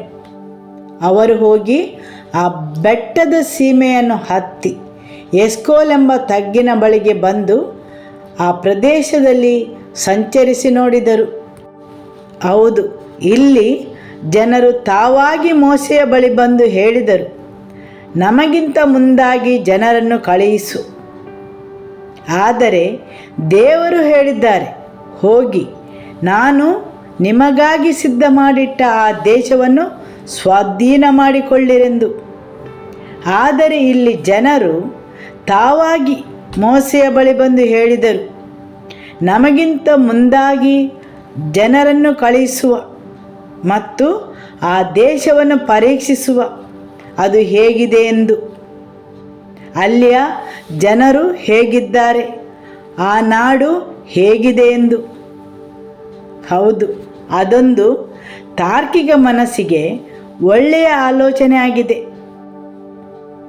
ದೇವರ ವಾಕ್ಯವು ಮುಂದುವರಿಸಿ ಹೇಳುತ್ತದೆ, ಮೋಶೆಯು ಹೇಳುತ್ತಾನೆ, ನಾನು ಅದನ್ನು ಒಳ್ಳೆಯ ಆಲೋಚನೆ ಎಂದುಕೊಂಡೆನು. ಒಳ್ಳೆಯ ಆಲೋಚನೆ. ಹೌದು,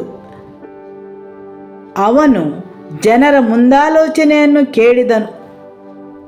ದೇವರು ಮೋಶೆಗೆ ಹೇಳಿದ್ದನು, ಹೋಗು, ನಾನು ನಿಮಗಾಗಿ ಸಿದ್ಧ ಮಾಡಿಟ್ಟ ದೇಶಕ್ಕೆ ಹೋಗಿ ಅದನ್ನು ಸ್ವಾಧೀನಪಡಿಸಿಕೊಳ್ಳಿ. ಆದರೆ ಜನರು ಹೇಳಿದರು, ನಾವು ಮೊದಲು ಕೆಲವು ಗೂಢಚಾರರನ್ನು ಕಳಿಸುವ ಮತ್ತು ಆ ನಾಡು ಹೇಗಿದೆ ಎಂದು ಪರೀಕ್ಷಿಸುವ ಮೋಸೆಯ ಸ್ಥಾನದಲ್ಲಿ ಬೇರೆ ಯಾರೂ ಇದ್ದರೂ ತಮ್ಮ ತಾರ್ಕಿಕ ಮನಸ್ಸಿನಿಂದ ಆ ಆಲೋಚನೆಗೆ ಲಕ್ಷ್ಯ ಕೊಡುತ್ತಿದ್ದರು. ಯಾಕೆಂದರೆ ಮೋಸೆ ಹೇಳುತ್ತಾನೆ, ನನಗೆ ಆ ಆಲೋಚನೆ ಒಳ್ಳೆಯದಾಗಿ ಕಂಡಿತು. ನಮ್ಮ ಸ್ವಾಭಾವಿಕ ಜ್ಞಾನಕ್ಕೆ ಸರಿಯಾಗಿ ಕಂಡದೆಲ್ಲವೂ ದೇವರ ದೃಷ್ಟಿಗೆ ಸರಿಯಾಗಿ ಕಾಣಲಿಕ್ಕಿಲ್ಲ. ಹೌದು, ಅನೇಕ ವಿಷಯಗಳು ನಮ್ಮ ತಾರ್ಕಿಕ ಮನಸ್ಸಿಗೆ ಒಳ್ಳೆಯ ಆಲೋಚನೆಗಳಾಗಿರಬಹುದು, ಆದರೆ ದೇವರಿಗೆ ಅದು ಮೆಚ್ಚುಗೆ ಆಗಲಿಕ್ಕಿಲ್ಲ. ಯಾಕೆಂದರೆ ಮನುಷ್ಯರ ಸಲಹೆಗಳನ್ನು ದೇವರು ಮೆಚ್ಚುವುದಿಲ್ಲ. ಇಲ್ಲಿ ಎಲ್ಲ ಜನರು ಒಟ್ಟಾಗಿ ಸೇರಿಕೊಂಡು ಮೋಸೆಗೆ ಸಲಹೆ ನೀಡಿದರು. ನಾವು ಕೆಲವು ಗೂಢಚಾರರನ್ನು ಆ ದೇಶವನ್ನು ಪರೀಕ್ಷಿಸಲು ಕಳಿಸುವ. ಹೌದು, ಅದು ಕೇಳಲು ಅರ್ಥಪೂರ್ಣವಾಗಿತ್ತು. ಆದರೆ ಅದರ ಪರಿಣಾಮ, ಅವರು ಹಿಂದೆ ಬಂದು ಕೊಟ್ಟ ವರದಿ, ಅದು ವಿಭಜನೆಗೊಂಡ ತೀರ್ಪಾಗಿತ್ತು. ಸುಪ್ರೀಂ ಕೋರ್ಟಲ್ಲಿ ಎಷ್ಟು ಮಂದಿ ನ್ಯಾಯಾಧೀಶರಿದ್ದಾರೆಂದು ನನಗೆ ಗೊತ್ತಿಲ್ಲ, ಆದರೆ ಅವರೆಲ್ಲ ವಿಭಜನೆಯ ತೀರ್ಪಿನಿಂದ ಬರುತ್ತಾರೆ, ಸರಿಯಲ್ಲವೇ? ಇಲ್ಲಿ 10 ಮಂದಿ ಮತ್ತು 2, 10:2 ಅನುಪಾತ.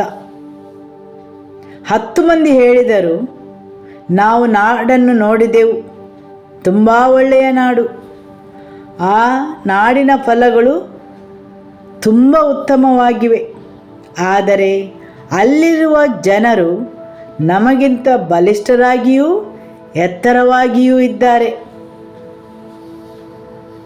ಉಳಿದ ಜನರು ಇದನ್ನು ಕೇಳಿ ತಮ್ಮ ಮನಸ್ಸಲ್ಲಿ ಕಲ್ಪಿಸಿಕೊಳ್ಳಲು ಪ್ರಾರಂಭಿಸಿದರು. ಅನಾಕಿಮರು ರಾಕ್ಷಸ ವಂಶಸ್ಥರು, ಅವರು ಬಲಿಷ್ಠರು, ನಮಗಿಂತ ಎತ್ತರವಾಗಿಯೂ ಇದ್ದಾರೆ. ಇದನ್ನು ಗೂಢಚಾರರು ಹೇಳಿದ್ದನು ಜನರು ತಮ್ಮ ಮನಸ್ಸಲ್ಲಿ ದೃಶ್ಯೀಕರಿಸಿದರು, ಕಲ್ಪಿಸಿದರು. ಆ ವೈರಿಯು ಹೇಗೆ ಕಾಣುತ್ತಾನೆಂದು, ಭಯಂಕರವಾಗಿ ಇರಬಹುದೆಂದು. ಮತ್ತು ದೇವರ ವಾಕ್ಯ ಹೇಳುತ್ತದೆ, ಅವರು ಭಯದಿಂದ ತುಂಬಿದರು, ಅವರು ಅಧೈರ್ಯಗೊಂಡರು, ಸರಿಯಲ್ಲವೇ? ಈಗ ಅವರನ್ನು ಅಧೈರ್ಯಗೊಳಿಸಿದ್ದು ಯಾವುದು? ಅವರ ಕಲ್ಪನೆ. ಅವರು ಏನನ್ನು ದೃಶ್ಯೀಕರಿಸಿದರು? ಹೌದು, ಅವರ ವೈರಿಯು ಬಲಿಷ್ಠನೂ ಎತ್ತರವಾಗಿಯೂ ಇದ್ದಾನೆಂದು. ಕೇಳಿದ ಕೂಡಲೇ ಅವರ ಮನಸ್ಸಲ್ಲಿ ಅವನನ್ನು ಕಲ್ಪಿಸಿ ರಚಿಸಿದರು.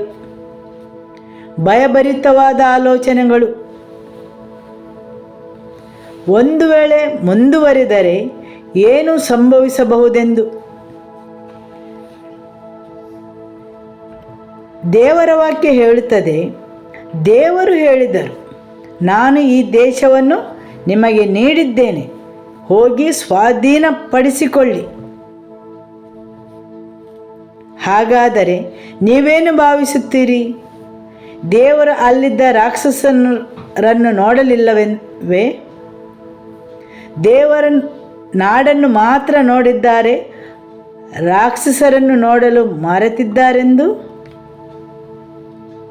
ಆತನು ಅವರನ್ನು ನೋಡಿದ್ದಾನೆ. ಮೋಸೆಯು ಮುಂದುವರಿಸಿ ಹೇಳುತ್ತಾನೆ, ಹೇಗೆ ನಿಮ್ಮನ್ನು ಐಗುಪ್ತ ದೇಶದಿಂದ ಬಿಡಿಸಿದ್ದಾನೋ ಅದೇ ರೀತಿ ಇಸ್ರಾಯೇಲರು ಒಬ್ಬ ರಾಕ್ಷಸನನ್ನು ಎದುರುಗೊಳ್ಳುವ ಮೊದಲು ಅಥವಾ ರಾಕ್ಷಸರಿಂದ ತುಂಬಿದ ನಾಡನ್ನು ಅವರಿಗೆ ತೋರಿಸುವ ಮೊದಲು ಆತನು ಅವರಿಗೆ ತೋರಿಸಿಕೊಟ್ಟಿದ್ದಾನೆ ಯೆಹೋವ ದೇವರ ಸಾಮರ್ಥ್ಯವನ್ನು, ಸರಿಯಲ್ಲವೇ? ಆಮೇನ್. ಆತನ ಬಲ ಮತ್ತು ಶಕ್ತಿಯನ್ನು ಪ್ರದರ್ಶಿಸಿದ್ದಾನೆ. ಫರೋಹನನ್ನು ಸೋಲಿಸಲು ಇಸ್ರಾಯೇಲರು ಏನನ್ನೂ ಮಾಡಲಿಲ್ಲ, ಅಥವಾ ಐಗುಪ್ತರನ್ನು. ಅವರ ಕೈಯ ಚಿಕ್ಕ ಬೆರಳನ್ನು ಅವರು ಎತ್ತಲಿಲ್ಲ, ಸರಿಯಲ್ಲವೇ?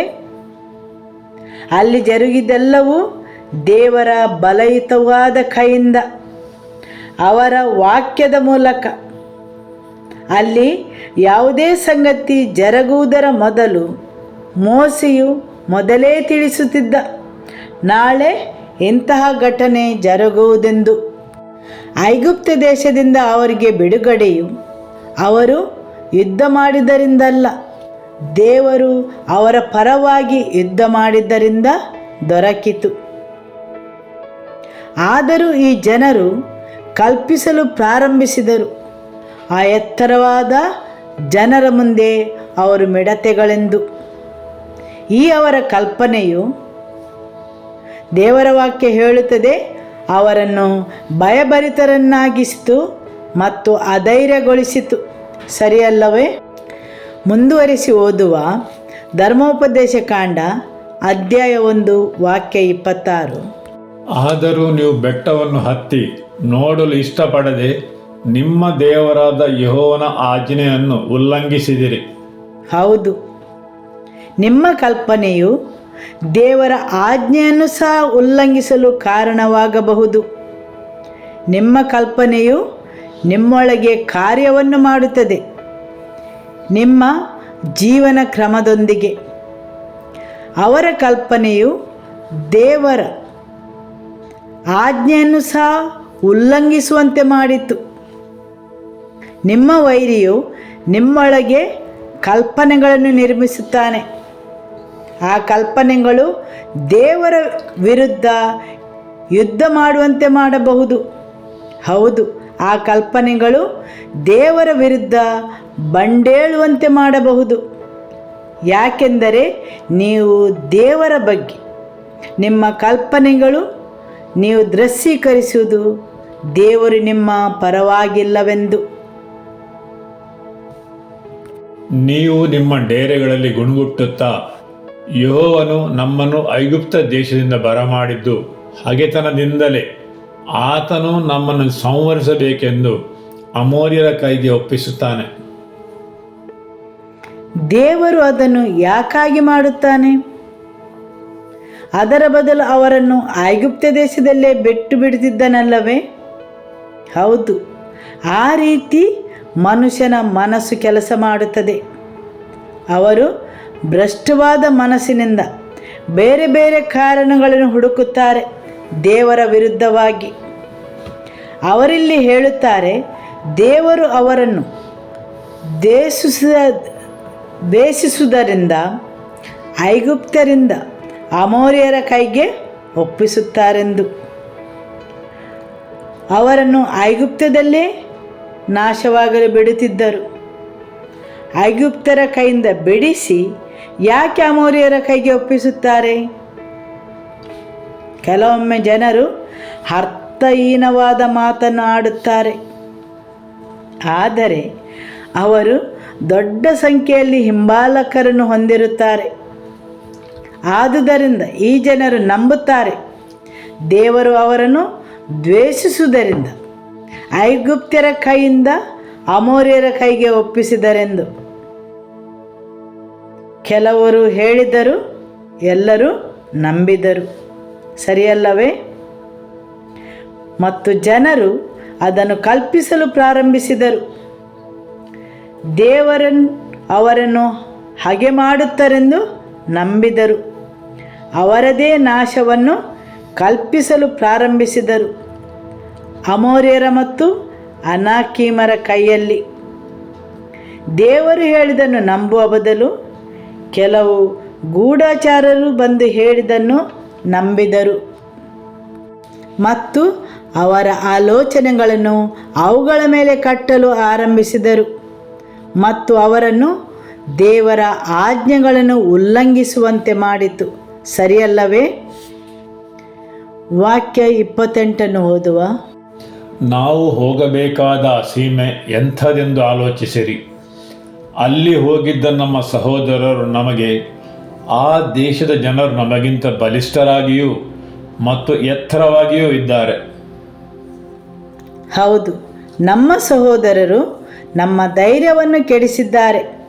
ಅಲ್ಲಿರುವ ಜನರು ನಮಗಿಂತ ಬಲಿಷ್ಠರಾಗಿಯೂ ಎತ್ತರವಾಗಿಯೂ ಇದ್ದಾರೆಂದು. ಅವರಿರುವ ಪಟ್ಟಣಗಳು ದೊಡ್ಡದಾಗಿಯೂ ಮತ್ತು ಆಕಾಶವನ್ನು ಮುಟ್ಟುವ ಕೋಟೆ ಕೊತ್ತಲುಗಳಿಂದ ಇವೆ. ಅಲ್ಲಿ ನಾವು ಎತ್ತರವಾದ ಪುರುಷರನ್ನು, ಅಂದರೆ ಅನಾಕೀಮ್ ವಂಶಸ್ಥರ ಮಕ್ಕಳನ್ನು ನೋಡಿದ್ದೇವೆ. ಹೇಗೆ ಅಪಧೈರ್ಯವು ಒಳ ಸೇರಿತು? ಹೌದು, ದೇವರ ವಾಕ್ಯವು ಸ್ಪಷ್ಟವಾಗಿ ಹೇಳುತ್ತದೆ ಹೇಗೆ ಅಪಧೈರ್ಯವು ಒಳ ಸೇರಿತು ಎಂದು. ಹೇಗೆ ಭಯವು ಬಂದು ಸೇರಿತು. ಒಂದು ತಪ್ಪು ಮಾಹಿತಿಯು ನಿಮ್ಮ ಮನಸ್ಸಿನೊಳಗೆ ಸೇರಿ ನೀವು ಅದನ್ನು ಕಲ್ಪಿಸಿ ಅದರ ಬಗ್ಗೆ ಆಲೋಚಿಸಿ ಆ ಮಾಹಿತಿಯ ಪ್ರಕಾರ ಅದನ್ನು ನಿರ್ಮಿಸಿದ್ದೀರಿ, ಸರಿಯಲ್ಲವೇ? ಅಧೈರ್ಯ, ಭಯ ಒಳ ಸೇರಿತು. ಮುಂದುವರಿಸುವ. ಅದಕ್ಕೆ ನಾನು, ಕಳವಳ ಪಡಬೇಡಿರಿ, ಅವರಿಗೆ ಭಯಪಡಬೇಡಿರಿ.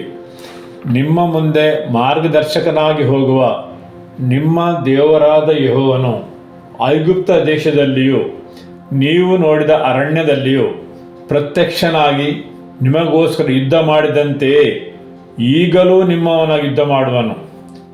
ನೀವು ಈ ಸ್ಥಳಕ್ಕೆ ಸೇರುವ ತನಕ ನಿಮ್ಮ ಪ್ರಯಾಣದಲ್ಲೆಲ್ಲ ಒಬ್ಬ ತಂದೆ ತನ್ನ ಮಗನನ್ನು ಹೇಗೆ ಮುನ್ನಡೆಸ್ತಾನೋ ಹಾಗೆಯೇ ನಿಮ್ಮ ದೇವರಾದ ಯೆಹೋವನು ನಿಮ್ಮನ್ನು ಹೊತ್ತನಲ್ಲವೇ ಎಂದು ನಿಮಗೆ ಹೇಳಿದೆನು. ಹೌದು, ಮೋಸೆಯು ಇಲ್ಲಿ ಅವರು ದೃಷ್ಟಿಸುವಂತೆ ಮಾಡುತ್ತಾನೆ. ದೇವರು ಹೇಗೆ ಐಗುಪ್ತ ದೇಶದಿಂದ ನಿಮಗೆ ಬಿಡುಗಡೆ ನೀಡಿದನು ಅದೇ ರೀತಿ ಈಗಲೂ ಬಿಡುಗಡೆ ನೀಡುತ್ತಾನೆ. ಹೇಗೆ ನಿಮಗಾಗಿ ಐಗುಪ್ತರೊಡನೆ ಯುದ್ಧ ಮಾಡಿದನು ಅದೇ ರೀತಿ ಈಗಲೂ ಯುದ್ಧ ಮಾಡುವನು, ನಿಮ್ಮ ಮುಂದುಗಡೆ ಹೋಗುವನು. ಆದರೆ ಒಮ್ಮೆ ಕಲ್ಪನೆಯನ್ನು ನಿರ್ಮಿಸಿದ ಮೇಲೆ ಅದು ಕಿತ್ತು ಹಾಕಲು ತುಂಬ ಕಷ್ಟದಾಯಕವಾದದ್ದು. ಒಮ್ಮೆ ಆ ಭಯದ ಕಟ್ಟಡವನ್ನು ಕಟ್ಟಿದ ಮೇಲೆ ಕಲ್ಪನೆಯ ಕಟ್ಟಡವನ್ನು ಕಿತ್ತು ಹಾಕಲು ತುಂಬ ಕಷ್ಟ. ಅದು ಒಂದು ಭದ್ರಕೋಟೆಯಾಗಿ ಪರಿಣಮಿಸುತ್ತದೆ. ಹೇಗೆ ದೈಹಿಕವಾಗಿ ಪಟ್ಟಣಗಳನ್ನು ಗೋಪುರ ಮತ್ತು ದ್ವಾರಗಳಿಂದ ಭದ್ರಪಡಿಸುತ್ತಾರೆ ಅದೇ ರೀತಿ ಭದ್ರಕೋಟೆಗಳನ್ನು ಜನರು ತಮ್ಮ ಮನಸ್ಸಲ್ಲಿ ರಚಿಸಿರುತ್ತಾರೆ. ಆದುದರಿಂದ ಸಂತ ಪೌಲನು ಹೇಳುತ್ತಾನೆ, ಕೋಟೆಗಳನ್ನು ಕೆಡವಿ ಹಾಕುವುದರ ಬಗ್ಗೆ. ನಮ್ಮಲ್ಲಿರುವ ಈ ಭದ್ರಕೋಟೆಗಳನ್ನು ದೇವರ ವಾಕ್ಯದ ಮುಖಾಂತರ ನಾವದನ್ನು ಕೆಡವಿ ಹಾಕಬೇಕು. ಆಮೇನ್. ಸತ್ಯವೆಂಬ ದೇವರ ವಾಕ್ಯವು ಎಲ್ಲ ಭದ್ರಕೋಟೆಗಳನ್ನು ಕೆಡವಿ ಹಾಕುತ್ತದೆ. ಹಾಲೆಲೂಯ. ಕಲ್ಪನೆಯ ಮುಖಾಂತರ ನಿಮ್ಮ ಮನಸ್ಸಲ್ಲಿ ಕಟ್ಟಿದ ಎಲ್ಲ ಭದ್ರಕೋಟೆಗಳನ್ನು, ಆಲೋಚನೆಗಳನ್ನು ದೃಶ್ಯೀಕರಿಸುವುದನ್ನು. ಆಮೇನ್. ವಾಕ್ಯ 32. ಆದರೂ ನೀವು ನಿಮ್ಮ ದೇವರಾದ ಯೆಹೋವನನ್ನು ನಂಬಲೇ ಇಲ್ಲ. ಹೌದು, ಒಮ್ಮೆ ಅದು ನಿಮ್ಮ ಮನಸ್ಸಿನಿಂದ ಕೆಡವಿದ ಮೇಲೆ ದೇವರ ವಾಕ್ಯದ ಸತ್ಯದಿಂದ ಅದನ್ನು ನಿರ್ಮಿಸಬೇಕು. ಇಲ್ಲಿ ಮೋಸೆಯು ಅವರಿಗೆ ದೇವರ ಭದ್ರಕೋಟೆಯನ್ನು ಹೇಗೆ ಕಟ್ಟುವುದೆಂದು ಹೇಳಿಕೊಡುತ್ತಾನೆ. ಮೋಸೆಯು ಹೇಳುತ್ತಾನೆ, ನೆನಪು ಮಾಡಿಕೊಳ್ಳಿರಿ. ಹೌದು, ನೀವು ಕೆಲವೊಂದು ವಿಷಯಗಳನ್ನು ನೆನಪು ಮಾಡಿಕೊಳ್ಳಬೇಕು. ನಿಮ್ಮ ಭೂತಕಾಲದಲ್ಲಿ ಆಗಿ ಹೋದ ದಿನಗಳಲ್ಲಿ ದೇವರು ತನ್ನ ಬಲದಿಂದ, ಪರಾಕ್ರಮದಿಂದ ಪ್ರಕಟಿತಗೊಂಡ ಆತನ ಮಹಿಮೆ, ಅವರಿಗಾಗಿ ದೇವರು ಮಾಡಿದ ಯುದ್ಧಗಳು, ಅವರ ಶತ್ರುಗಳನ್ನು ನಾಶ ಮಾಡಿದ ರೀತಿ, ಅವರಿಗಾಗಿ ದೇವರು ಜಯಿಸಿಕೊಟ್ಟ ವಿಜಯಗಳು, ಹೇಗೆ ದೇವರು ಅವರ ಎದುರಿನಿಂದ ಹೋದರು, ಅವರಾಗಿ ಒಂದೇ ಒಂದು ಯುದ್ಧವನ್ನು ಮಾಡಲಿಲ್ಲ, ಸರಿಯಲ್ಲವೇ? ಹೌದು, ಮೋಸೆಯು ಅವರಿಗೆ ವಿವರಿಸುತ್ತಾನೆ, ವರ್ಣಿಸುತ್ತಾನೆ. ಅವರು ಮನಸ್ಸಲ್ಲಿ ಕಲ್ಪಿಸಬೇಕೆಂದು. ದೇವರು ಅವರಿಗೆ ಎದುರಾಗಿ ಹೋದನು. ದೇವರ ಪರಾಕ್ರಮಶಾಲಿ ಕೃತ್ಯಗಳು ಹೇಗೆ ಅವರು ತಮ್ಮ ಹಾದು ಹೋದ ದಿನಗಳಲ್ಲಿ ಮಾಡಿದನು, ಅದೇ ರೀತಿ ಆತನು ಪುನಃ ಮಾಡುವನೆಂದು ಮೋಶೆಯವರಿಗೆ ವಿಸ್ತಾರವಾದ ವಿವರಣೆಯನ್ನು ನೀಡುತ್ತಾನೆ. ಹೇಗೆ ಆತನು ಅವರನ್ನು ಬಿಡುಗಡೆಗೊಳಿಸಿದನೆಂದು. ಆದರೂ ಜನರು ಯೆಹೋವನನ್ನು ನಂಬಲೇ ಇಲ್ಲ. ಅರಣ್ಯಕಾಂಡ ಅಧ್ಯಾಯ 14 ವಾಕ್ಯ 6. ಕಾನಾನ್ ದೇಶವನ್ನು ಸಂಚರಿಸಿ ನೋಡಿದವರಲ್ಲಿ ನೂನನ ಮಗನಾದ ಯೆಹೋಶುವನು ಮತ್ತು ಯೆಫುನ್ನೆಯ ಮಗನಾದ ಕಾಲೇಬನು ತಮ್ಮ ಬಟ್ಟೆಗಳನ್ನು ಹರಿದುಕೊಂಡರು. ಅವರು ಇಸ್ರಾಯೇಲರ ಸರ್ವ ಸಮೂಹದವರಿಗೆ ಹೀಗೆ ಹೇಳಿದರು, ನಾವು ಸಂಚರಿಸಿ ನೋಡಿದ ದೇಶವು ಅತ್ಯುತ್ತಮವಾದುದು.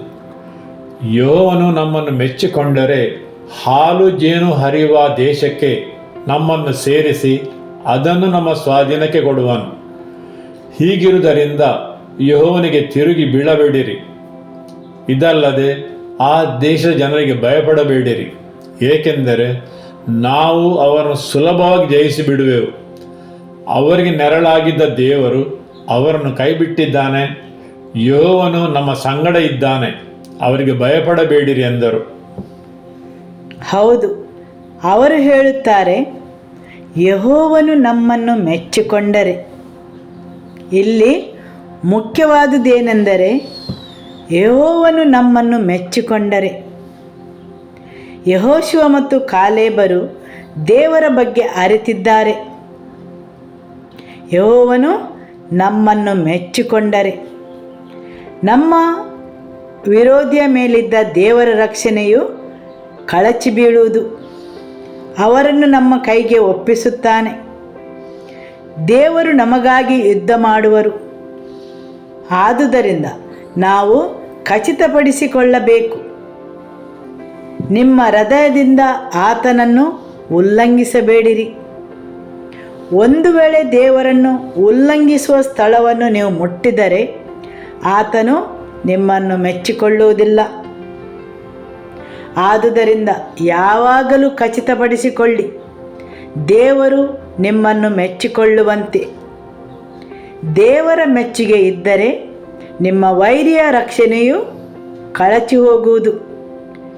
ನೀವು ಒಳ ಪ್ರವೇಶಿಸಿ ಆ ನಾಡನ್ನು ಸ್ವಾಧೀನಪಡಿಸಿಕೊಳ್ಳುವಿರಿ. ಆಮೆನ್. ಆದರೆ ಜನರು ತಯಾರಿಲ್ಲ, ಅವರು ಮೊದಲೇ ಕಲ್ಪಿಸಿಕೊಂಡಿದ್ದಾರೆ. ಅರಣ್ಯಕಾಂಡ ಅಧ್ಯಾಯ 14 ವಾಕ್ಯ 2.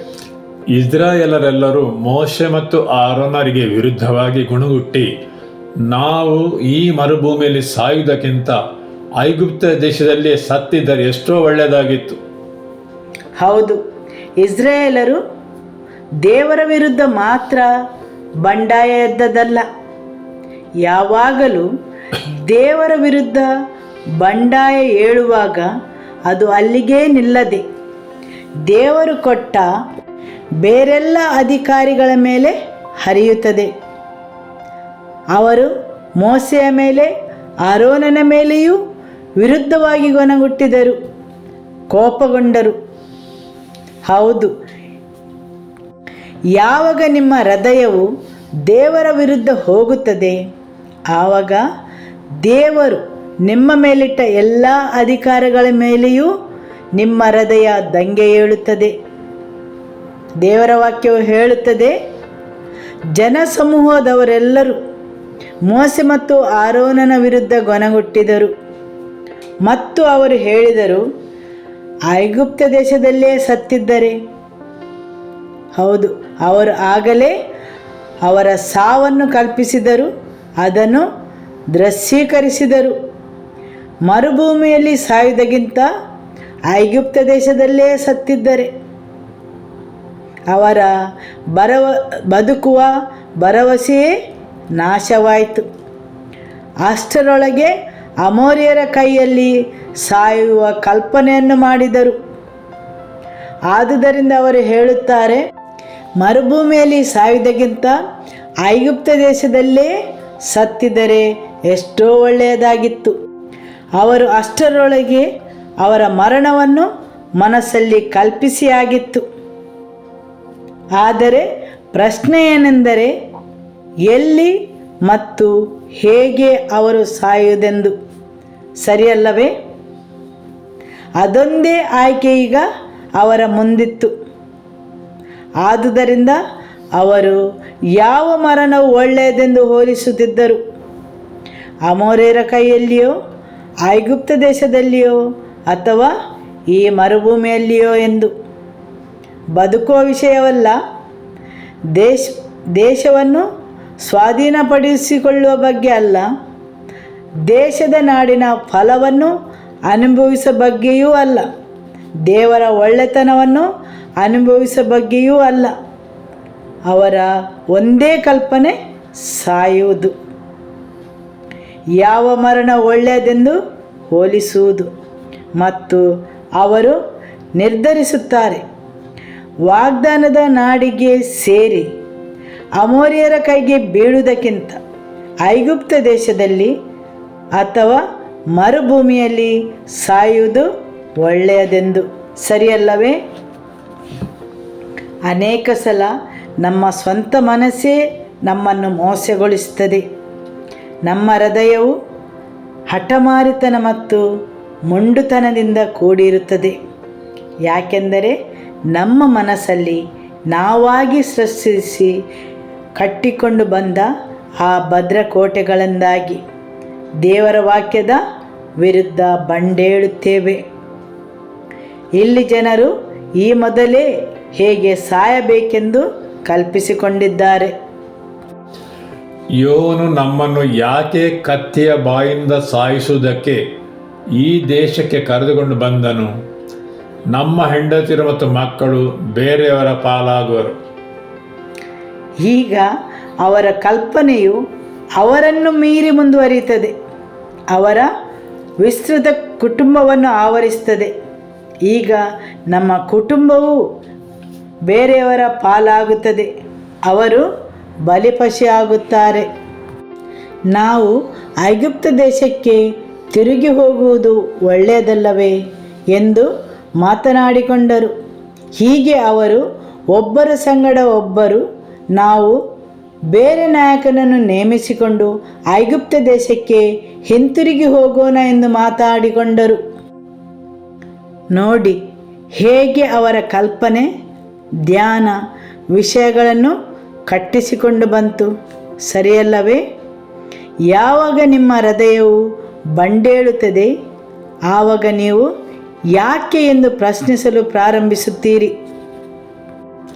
ದೇವರ ವಾಕ್ಯ ಹೇಳುತ್ತದೆ, ಯೆಹೋವನು ನಮ್ಮನ್ನು ಯಾಕೆ ಕತ್ತಿಯ ಬಾಯಿಂದ ಸಾಯಿಸುವುದಕ್ಕೆ ಈ ದೇಶಕ್ಕೆ ಕರೆದುಕೊಂಡು ಬಂದನು? ಹೇಗೆ ಸಾಯುವುದೆಂದು ಅವರು ಆವಾಗಲೇ ಕಲ್ಪಿಸಿ ಆಗಿತ್ತು. ಕತ್ತಿಯ ಬಾಯಿಂದ ಸಾಯಿಸುವುದಕ್ಕಾಗಿಯೇ. ನಮ್ಮ ಮಕ್ಕಳು ಬಲಿಪಶುವಾಗುತ್ತಾರೆ, ನಮ್ಮ ಹೆಂಡತಿಯರು ಬಲಿಪಶುವಾಗುತ್ತಾರೆ. ನಾವು ಕತ್ತಿಯಿಂದ ಸಾಯುತ್ತೇವೆ. ಅವರ ಮನಸ್ಸಲ್ಲಿ ನಿರ್ಮಿಸಲ್ಪಟ್ಟ ಆ ಭದ್ರಕೋಟೆಗಳಿಂದಾಗಿ ಅವರ ಮರಣ ಮತ್ತು ನಾಶದ ಬಗ್ಗೆ ಅವರು ದೇವರನ್ನು ಪ್ರಶ್ನಿಸಲು ಪ್ರಾರಂಭಿಸುತ್ತಾರೆ. ದೇವರು ಯಾಕೆ ನಮ್ಮನ್ನು ಐಗುಪ್ತದಿಂದ ಬರಮಾಡಿದರು? ಯಾಕೆ? ಸರಿಯಲ್ಲವೇ? ಹೌದು, ಅವರು ದೇವರನ್ನು ಪ್ರಶ್ನಿಸಲು ಪ್ರಾರಂಭಿಸಿದರು. ದೇವರು ಅವರಿಗಾಗಿ ಒಳ್ಳೆಯದನ್ನು ಮಾಡಿದರೂ ಅವರ ಮನಸ್ಸಲ್ಲಿ ಅವರು ನಿರ್ಮಿಸಿದ ಭದ್ರಕೋಟೆಯಿಂದಾಗಿ ಅದನ್ನು ಅವರು ತಿರುಚಿದ ರೀತಿಯಲ್ಲಿ ನೋಡಿದರು. ಐಗುಪ್ತ ದೇಶದಿಂದ ದೇವರು ನೀಡಿದ ಬಿಡುಗಡೆ. ಆಗಿನ ಕಾಲದಲ್ಲಿ ಐಗುಪ್ತವು ಒಂದು ಬಲಯುತವಾದ ದೇಶವಾಗಿತ್ತು. ಆದರೂ ಈ ಜನರು ಅದನ್ನು ಸಹ ಹಗುರವಾಗಿ ತೆಗೆದುಕೊಂಡರು. ಅದನ್ನೊಂದು ಮಹಾ ಬಿಡುಗಡೆ ಎಂದು ಅವರು ಭಾವಿಸಲಿಲ್ಲ. ಅವರ ಸ್ವಂತ ಬಲದಿಂದ ಅವರು ಎಂದಿಗೂ ಬಿಡುಗಡೆಗೊಳ್ಳಲು ಸಾಧ್ಯವಿರಲಿಲ್ಲ. ಅವರ ಭಯ, ಅಧೈರ್ಯದ ಕಲ್ಪನೆಗಳಿಂದಾಗಿ ದೇವರ ಮಹಾನ್ ಕಾರ್ಯಗಳನ್ನು ಹಗುರವಾಗಿ ಕಂಡರು. ಆದುದರಿಂದ ದೇವರು ಕೊಟ್ಟ ಆ ಮಹಾ ಬಿಡುಗಡೆಯನ್ನು ಅವರು ಆನಂದಿಸದೆ ಹೋದರು. ಅದರ ಬದಲು ಅವರು ಪ್ರಶ್ನಿಸಲು ಪ್ರಾರಂಭಿಸಿದರು, ಅದರ ಬಗ್ಗೆ ದೂರಿದರು. ದೇವರು ಮಾಡಿದ ಅತ್ಯುತ್ತಮ ಸಂಗತಿಗಳನ್ನು, ಮಹಾ ಬಿಡುಗಡೆಯನ್ನು, ಅದರ ಬಗ್ಗೆ ಆನಂದಿಸಿ ಆ ಮಹಾಕಾರ್ಯದ ಬಗ್ಗೆ ಮಾತಾಡುವ ಬದಲು ದೂರಲು ಪ್ರಾರಂಭಿಸಿದರು, ಅದನ್ನು ಪ್ರಶ್ನಿಸಿದರು. ಆ ಗಳಿಗೆಯಲ್ಲಿ ಅವರು ಕೃತಜ್ಞತೆಯನ್ನು, ಉಪಕಾರ ಸ್ಮರಣೆಯನ್ನು ಮರೆತರು. ನಾವು ಉಪಕಾರ ಸ್ಮರಣೆಯನ್ನು ಮರೆಯುತ್ತೇವೆ ಅಥವಾ ದೇವರು ನಮ್ಮ ಜೀವನದಲ್ಲಿ ಮಾಡಿದ ವಿಸ್ಮಯಗಳನ್ನು ನಾವು ಮರೆಯುತ್ತೇವೆ. ಆತನು ಮಾಡಿದ ಅದ್ಭುತ ಕಾರ್ಯಗಳನ್ನು, ಅದನ್ನೆಲ್ಲವನ್ನು ನಾವು ಅರಿತುಕೊಳ್ಳದೆ ನಮ್ಮ ಹೃದಯವು ದೂರಲು ಪ್ರಾರಂಭಗೊಳ್ಳುತ್ತದೆ, ಪ್ರಶ್ನಿಸಲು ಆರಂಭಿಸುತ್ತದೆ. ಸರಿಯಲ್ಲವೇ? ದೇವರು ಮಾಡಿದ ಆ ವಿಸ್ಮಯಕರವಾದ ಸಂಗತಿಗಳನ್ನು ನಾವು ಮರೆತಾಗ ಮಹತ್ ಕಾರ್ಯಗಳು, ಆತನು ಮಾಡಿದ ಆ ಮಹಾ ಬಿಡುಗಡೆ, ದೇವರು ನಿಮ್ಮನ್ನು ಎಲ್ಲಿಂದ ಬಿಡುಗಡೆಗೊಳಿಸಿದ್ದಾರೆಂದು ಎಂದೂ ಮರೆಯಬೇಡಿರಿ. ದೇವರು ನಿಮ್ಮನ್ನು ಬಿಡುಗಡೆ ನೀಡಿದ ಸ್ಥಳವು ಚಿಕ್ಕದೆಂದು ಭಾವಿಸಬೇಡಿ. ಅದು ಸುಲಭವಾದ ವಿಷಯವೆಂದು ತಿಳಿಯಬೇಡಿ. ದೇವರು ನಿಮ್ಮನ್ನು ಬಿಡುಗಡೆಗೊಳಿಸಿದ್ದಾರೆ ಕತ್ತಲೆಯ ಸಾಮ್ರಾಜ್ಯದಿಂದ. ಇಸ್ರಾಯೇಲರು ದೇವರು ಅವರನ್ನು ಎಲ್ಲಿಂದ ಬಿಡುಗಡೆ ನೀಡಿದ್ದಾರೆಂದು ಮರೆತರು. ಐಗುಪ್ತ ದೇಶವನ್ನು ಚಿಕ್ಕದೆಂದು ಭಾವಿಸಿದರು. ದೇವರು ಯಾಕೆ ನಮ್ಮನ್ನು ಹೊರತಂದರು?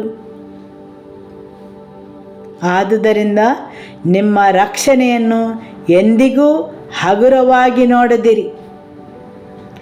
ಯಾವ ಕತ್ತಲೆಯ ಸಾಮ್ರಾಜ್ಯದಿಂದ, ಯಾವ ಬಂಧನದಿಂದ ಬಿಡುಗಡೆ ನೀಡಿದ್ದಾರೆಂದು ಅದನ್ನೊಂದು ಚಿಕ್ಕ ವಿಷಯವೆಂದು ತಿಳಿಯಬೇಡಿ ಎಂದು ಎಂದಿಗೂ ಹಗುರವಾಗಿ ನೋಡಬೇಡಿ. ಇಸ್ರಾಯೇಲರು ಅವರ ಬಿಡುಗಡೆಯನ್ನು ಹಗುರವಾಗಿ ಕಂಡರು.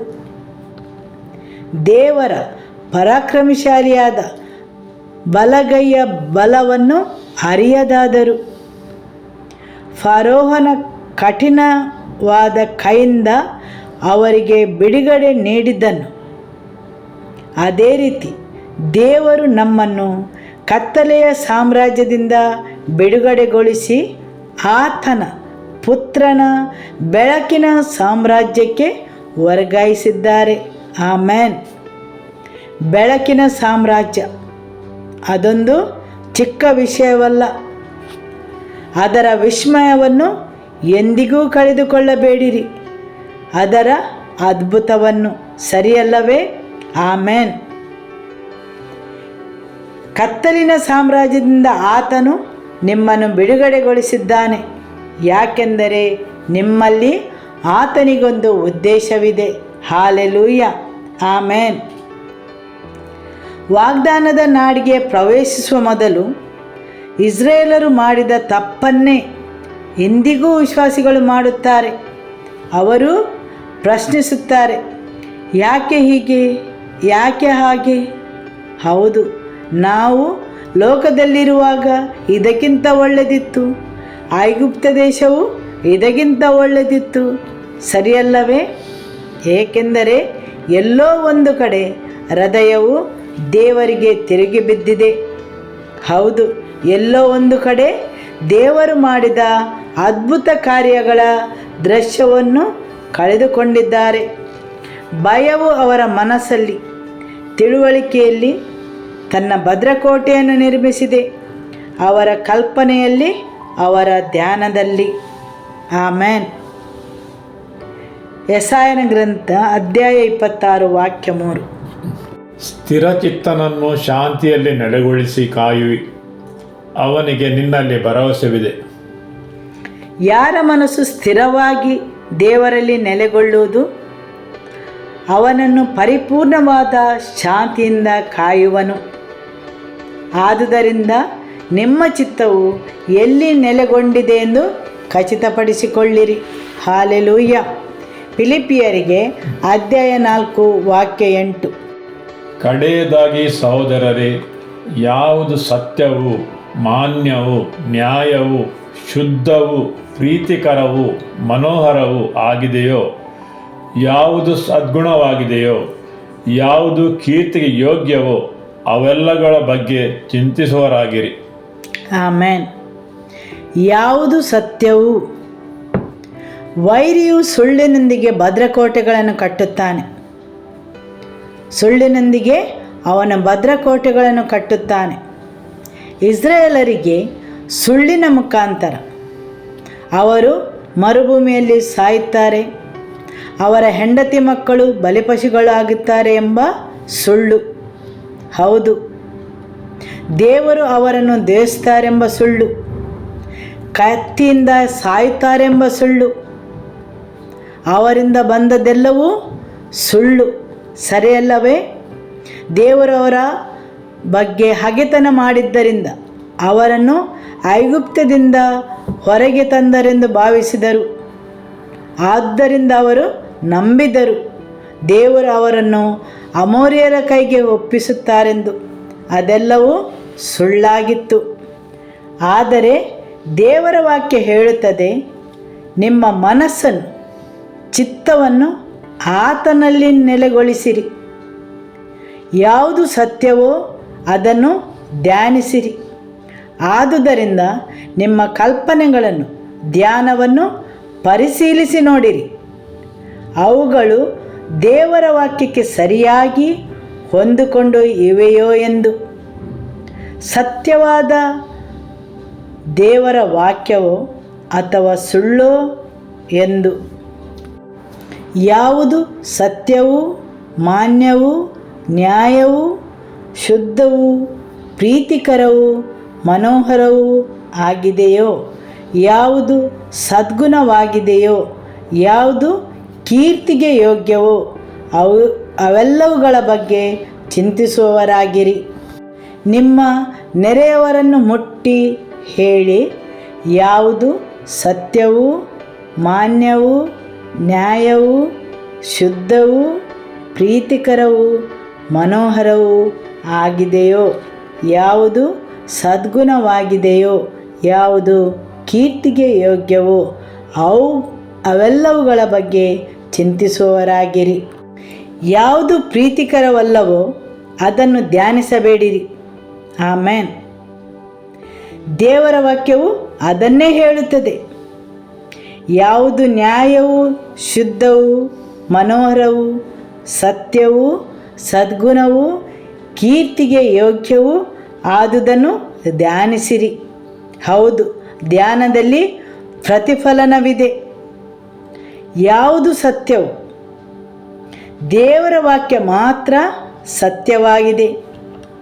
ಆದುದರಿಂದ ದೇವರ ವಾಕ್ಯದ ಧ್ಯಾನವನ್ನು ಮಾಡಿರಿ, ಅಥವಾ ಆತನ ವಿಶ್ವಾಸದ ಉಪಕಾರ ಸ್ತುತಿ ಸ್ಮರಣೆ ಅಥವಾ ದೇವರ ಸ್ವಭಾವಕ್ಕೆ ಸಂಪರ್ಕವನ್ನು ಏರ್ಪಡಿಸುವುದು ಅಥವಾ ದೇವರ ಗುಣಲಕ್ಷಣಗಳನ್ನು ಧ್ಯಾನ ಮಾಡುವುದು, ದೇವರ ಗುಣ ಸ್ವಭಾವಗಳನ್ನು ಧ್ಯಾನಿಸುವುದು. ಹಾಲೆಲೂಯ್ಯ. ಹಗಾರಳು ಹೇಳಿದಳು, ನನ್ನನ್ನು ನೋಡುವಾತನನ್ನು ನಾನು ನೋಡಿದೆನು. ಅದು ದೇವರ ಗುಣಲಕ್ಷಣವಾಗಿದೆ, ನಿನ್ನನ್ನು ನೋಡುವ ದೇವರು. ಆಮೇನ್. ಹೌದು, ಅದೊಂದು ದೇವರ ಅಂಶ. ಭೂಲೋಕದಲ್ಲಿ ಎಷ್ಟು ಕೋಟ್ಯಾನುಕೋಟಿ ಜನರಿದ್ದರೂ ಆತನು ಪ್ರತಿಯೊಬ್ಬರನ್ನು ನೋಡುತ್ತಾನೆ. ಅವರ ವಯಸ್ಸಿನ ಪ್ರತಿಯೊಂದು ದಿನಗಳನ್ನು ನೋಡಿದ್ದಾನೆ, ನಿಮ್ಮ ಎಲ್ಲ ಸ್ಥಿತಿಗಳನ್ನು ನೋಡಿದ್ದಾನೆ. ಆತನು ನಿಮ್ಮ ನೋವನ್ನು ನೋಡಿದ್ದಾನೆ, ನಿಮ್ಮ ಎಲ್ಲ ಅಗತ್ಯಗಳನ್ನು ಬಲ್ಲನು. ಆಕೆಯ ಬಾಯಾರಿಕೆಯಿಂದ ಸಾಯುವುದನ್ನು, ಆಕೆಯ ಕಣ್ಣನ್ನು ತೆರೆದು ಅಲ್ಲಿರುವ ನೀರಿನ ಬಾವಿಯನ್ನು ನೋಡುವಂತೆ. ಮತ್ತು ಆಕೆ ಹೇಳಿದಳು, ನನ್ನ ಪರಿಸ್ಥಿತಿಯನ್ನು ನೋಡುವ ದೇವರನ್ನು ನಾನು ಬಲ್ಲೆನು. ಆತನು ನನ್ನನ್ನು ನೋಡುತ್ತಾನೆ. ನಾನು ಎಲ್ಲಿ ಇದ್ದೇನೆಂದು ನೋಡುತ್ತಾನೆ. ಸರಿಯಲ್ಲವೇ? ಆಮೇನ್. ಆತನ ಸ್ವಭಾವವನ್ನು ಅರಿಯುವುದು. ಹಾಲೆಲೂಯ್ಯ. ಕೀರ್ತನೆ 25 ವಾಕ್ಯ 5. ನಿನ್ನ ಸತ್ಯಾನುಸಾರವಾಗಿ ನನ್ನನ್ನು ನಡೆಸುತ್ತಾ ಉಪದೇಶಿಸು. ನೀನೇ ನನ್ನನ್ನು ರಕ್ಷಿಸುವ ದೇವರು. ಹಗಲೆಲ್ಲ ನಿನ್ನನ್ನೇ ನಿರೀಕ್ಷಿಸುವನಾಗಿದ್ದೇನೆ. ಹೌದು, ನಿನ್ನ ಸತ್ಯಾನುಸಾರವಾಗಿ ನನ್ನನ್ನು ನಡೆಸುತ್ತಾ ಉಪದೇಶಿಸು. ಪವಿತ್ರಾತ್ಮನು ಮಾತ್ರ ಸತ್ಯಕ್ಕನುಸಾರವಾಗಿ ನಿಮ್ಮನ್ನು ನಡೆಸುವನು ಮತ್ತು ಉಪದೇಶಿಸುವನು. ಕೀರ್ತನೆ 119 ವಾಕ್ಯ 160. ನಿನ್ನ ವಾಕ್ಯದ ಸಾರಾಂಶವು ಸತ್ಯವೇ. ನಿನ್ನ ನೀತಿ ವಿಧಿಗಳೆಲ್ಲ ಯುಗಾಂತರಕ್ಕೂ ಇರುವವು. ನಿನ್ನ ವಾಕ್ಯದ ಸಾರಾಂಶವು ಸತ್ಯವೇ. ಹೌದು, ನಿನ್ನ ವಾಕ್ಯದ ಸಾರಾಂಶವು ಸತ್ಯವೇ. ಕೆಲವೊಮ್ಮೆ ಜನರು ದೇವರ ವಾಕ್ಯದ ಸ್ವಲ್ಪ ಭಾಗವನ್ನು ಮಾತ್ರ ತೆಗೆದುಕೊಂಡು ಉಪದೇಶಿಸುತ್ತಾರೆ. ಆದರೆ ದೇವರ ವಾಕ್ಯ ಹೇಳುತ್ತದೆ, ನಿನ್ನ ವಾಕ್ಯದ ಸಾರಾಂಶವು ಸತ್ಯವೇ. ಆಮೇನ್. ಕೀರ್ತನೆ 16 ವಾಕ್ಯ 3. ಭೂಲೋಕದಲ್ಲಿರುವ ದೇವಜನರ ವಿಷಯದಲ್ಲಿ ಇವರೇ ಶ್ರೇಷ್ಠರು, ಇವರೇ ನನಗೆ ಇಷ್ಟರಾದರವರು ಎಂದು ಹೇಳುವೆನು. ಹೌದು, ಇವರೇ ಶ್ರೇಷ್ಠರು, ಇವರೇ ನನಗೆ ಇಷ್ಟ ಆದವರು. ಮತ್ತಾಯ ಅಧ್ಯಾಯ 6 ವಾಕ್ಯ 33. ಹೀಗಿರುವುದರಿಂದ ನೀವು ಮೊದಲು ದೇವರ ರಾಜ್ಯವನ್ನು ನೀತಿಯನ್ನು ಹುಡುಕಿರಿ, ಇವುಗಳ ಕೂಡ ಅವೆಲ್ಲವೂ ನಿಮಗೆ ದೊರಕುವು. ಆಮೇನ್. ನೀವು ಮೊದಲು ದೇವರ ರಾಜ್ಯವನ್ನು ನೀತಿಯನ್ನು ಹುಡುಕಿರಿ, ಇವುಗಳ ಕೂಡ ಅವೆಲ್ಲವೂ ನಿಮಗೆ ದೊರಕುವು. ದೇವರ ವಾಕ್ಯ ಹೇಳುತ್ತದೆ, ಯಾವುದು ನ್ಯಾಯವು ನೀತಿಯು ಅದನ್ನು ಧ್ಯಾನ ಮಾಡಿರಿ. ದೇವರ ವಾಕ್ಯ ಹೇಳುತ್ತದೆ, ನೀವು ಮೊದಲು ದೇವರ ರಾಜ್ಯವನ್ನು ನೀತಿಯನ್ನು ಹುಡುಕಿರಿ. ಯಾವುದು ನನಗೆ ಮತ್ತು ನಿಮಗೆ ಸರಿ ಕಾಣುತ್ತದೆ ಅದನ್ನು ಅಲ್ಲ. ಯಾವುದು ನನಗೆ ಮತ್ತು ನಿಮಗೆ ಸರಿ ಕಾಣುತ್ತದೆ ಅದನ್ನಲ್ಲ. ಕೀರ್ತನೆ 73 ವಾಕ್ಯ 1. ದೇವರು ನಿರ್ಮಲ ಚಿತ್ತರಾದ ಇಸ್ರೇಲರಿಗೆ ದಯಾಪರನೇ ಹೌದು. ನಿಮ್ಮ ಬಳಿಯಲ್ಲಿರುವವರಲ್ಲಿ ಹೇಳಿ, ದೇವರು ನಿರ್ಮಲ ಚಿತ್ತರಾದ ಇಸ್ರಾಯೇಲರಿಗೆ ದಯಾಪರನೇ ಹೌದು. ಫಿಲಿಪಿಯರಿಗೆ ಅಧ್ಯಾಯ 4 ವಾಕ್ಯ 9. ನೀವು ಯಾವುದನ್ನು ನನ್ನಿಂದ ಕಲಿತು ಹೊಂದಿದ್ದೀರೋ ಮತ್ತು ಯಾವುದನ್ನು ನನ್ನಲ್ಲಿ ಕೇಳಿ ಕಂಡಿರುವಿರೋ ಅದನ್ನೇ ಮಾಡುತ್ತಾ ಬನ್ನಿರಿ. ಹೀಗೆ ಮಾಡಿದರೆ ಶಾಂತಿದಾಯಕನಾದ ದೇವರು ನಿಮ್ಮೊಂದಿಗಿರುವನು. ಇಲ್ಲಿ ಪೌಲನು ಹೇಳುತ್ತಾನೆ, ಹೇಗೆ ಶಾಂತಿದಾಯಕನಾದ ದೇವರು ನಿಮ್ಮೊಂದಿಗಿರುವನು. ಮೊದಲನೆಯ ಭಾಗವು ಸತ್ಯವಾದುದನ್ನು, ಶುದ್ಧ, ಪ್ರೀತಿಕರ, ಮನೋಹರ, ಸದ್ಗುಣ, ಕೀರ್ತಿಗೆ ಯೋಗ್ಯವಾದವುಗಳು ಮತ್ತು ನೀವು ಕಲಿತವುಗಳು, ಕೇಳಿ ಕಂಡಿರುವವುಗಳು ಅದನ್ನೇ ಮಾಡುತ್ತಾ ಬನ್ನಿರಿ. ನಂತರ ಶಾಂತಿದಾಯಕನಾದ ದೇವರು ನಿಮ್ಮೊಂದಿಗಿರುವನು. ಸರಿಯಲ್ಲವೇ? ಹೌದು, ನಂತರ ಶಾಂತಿದಾಯಕನಾದ ದೇವರು ನಿಮ್ಮೊಂದಿಗಿರುವನು. ಆಮೇನ್. ಜ್ಞಾನೋಕ್ತಿಗಳು ಅಧ್ಯಾಯ 23 ವಾಕ್ಯ 7. ಅವನು ತನ್ನ ಒಳಗಿನ ಯೋಚನೆಯಂತೆಯೇ ಇದ್ದಾನೆ. ಗರ್ವಿಷ್ಠರು ಮಾನಭಂಗ ಹೊಂದಲಿ, ಅವರು ಮೋಸದಿಂದ ನನಗೆ ಕೇಡು ಮಾಡಿದ್ದಾರೆ. ನಾನಾದರೂ ನಿನ್ನ ನಿಯಮಗಳನ್ನು ಧ್ಯಾನಿಸುತ್ತಿರುವೆನು. ಹೌದು, ನಾನಾದರೂ ನಿನ್ನ ನಿಯಮಗಳನ್ನು ಧ್ಯಾನಿಸುತ್ತಿರುವೆನು. ಕೀರ್ತನೆ 119 ವಾಕ್ಯ 148. ನಿನ್ನ ನುಡಿಯನ್ನು ಧ್ಯಾನಿಸಲು ನನ್ನ ಕಣ್ಣುಗಳು ಇರುಳಿನ ಒಂದೊಂದು ಜಾವದಲ್ಲೂ ತೆರೆದಿರುತ್ತವೆ. ಆಮೇನ್. ನಿನ್ನ ನುಡಿಯನ್ನು ಧ್ಯಾನಿಸಲು.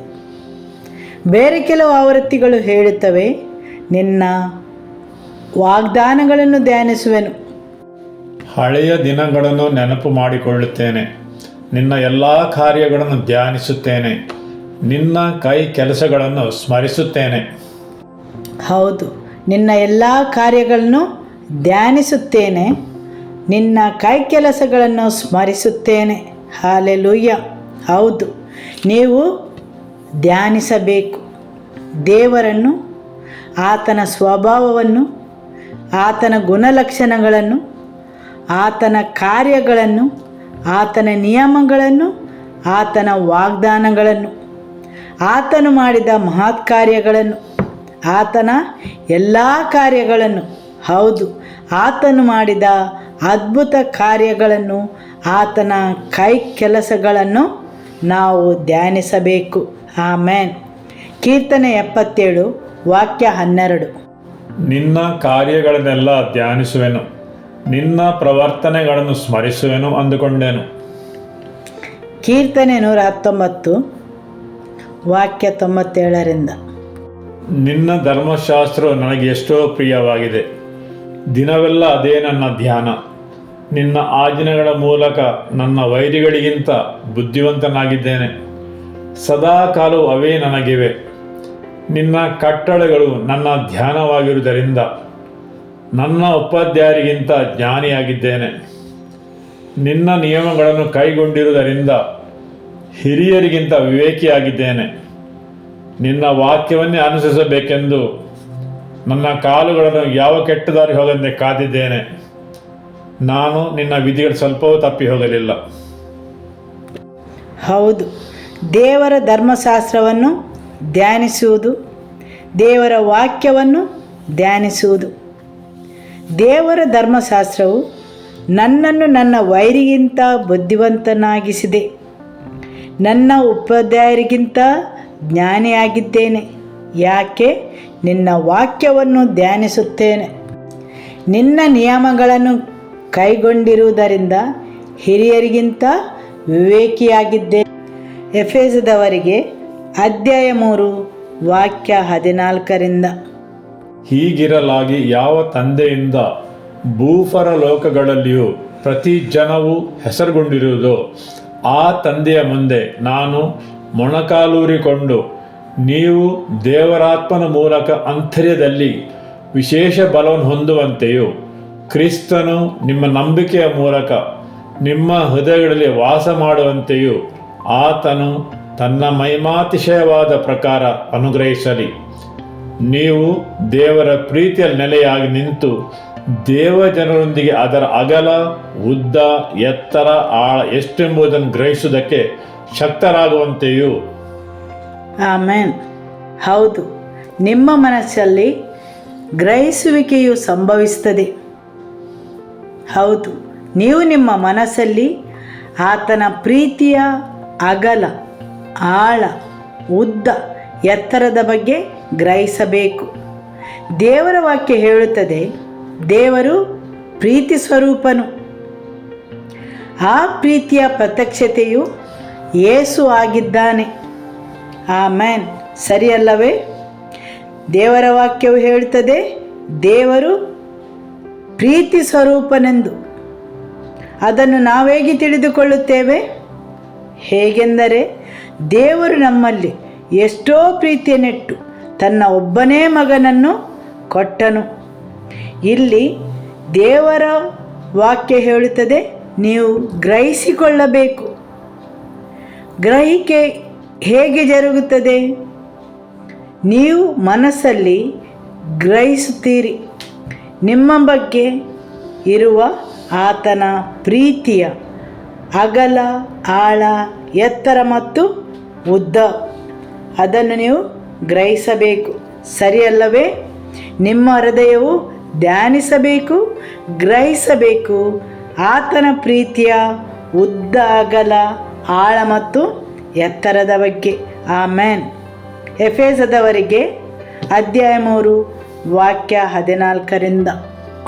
ಹೀಗಿರಲಾಗಿ ಯಾವ ತಂದೆಯಿಂದ ಭೂಪರ ಲೋಕಗಳಲ್ಲಿರುವ ಪ್ರತಿ ಜನವು ಹೆಸರುಗೊಂಡಿರುವುದೋ ಆ ತಂದೆಯ ಮುಂದೆ ನಾನು ಮೊಣಕಾಲೂರಿಕೊಂಡು ನೀವು ದೇವರಾತ್ಮನ ಮೂಲಕ ಅಂತರ್ಯದಲ್ಲಿ ವಿಶೇಷ ಬಲವನ್ನು ಹೊಂದುವಂತೆಯೂ ಕ್ರಿಸ್ತನು ನಿಮ್ಮ ನಂಬಿಕೆಯ ಮೂಲಕ ನಿಮ್ಮ ಹೃದಯಗಳಲ್ಲಿ ವಾಸ ಮಾಡುವಂತೆಯೂ ಆತನು ತನ್ನ ಮಹಿಮಾತಿಶಯದ ಪ್ರಕಾರ ಅನುಗ್ರಹಿಸಲಿ.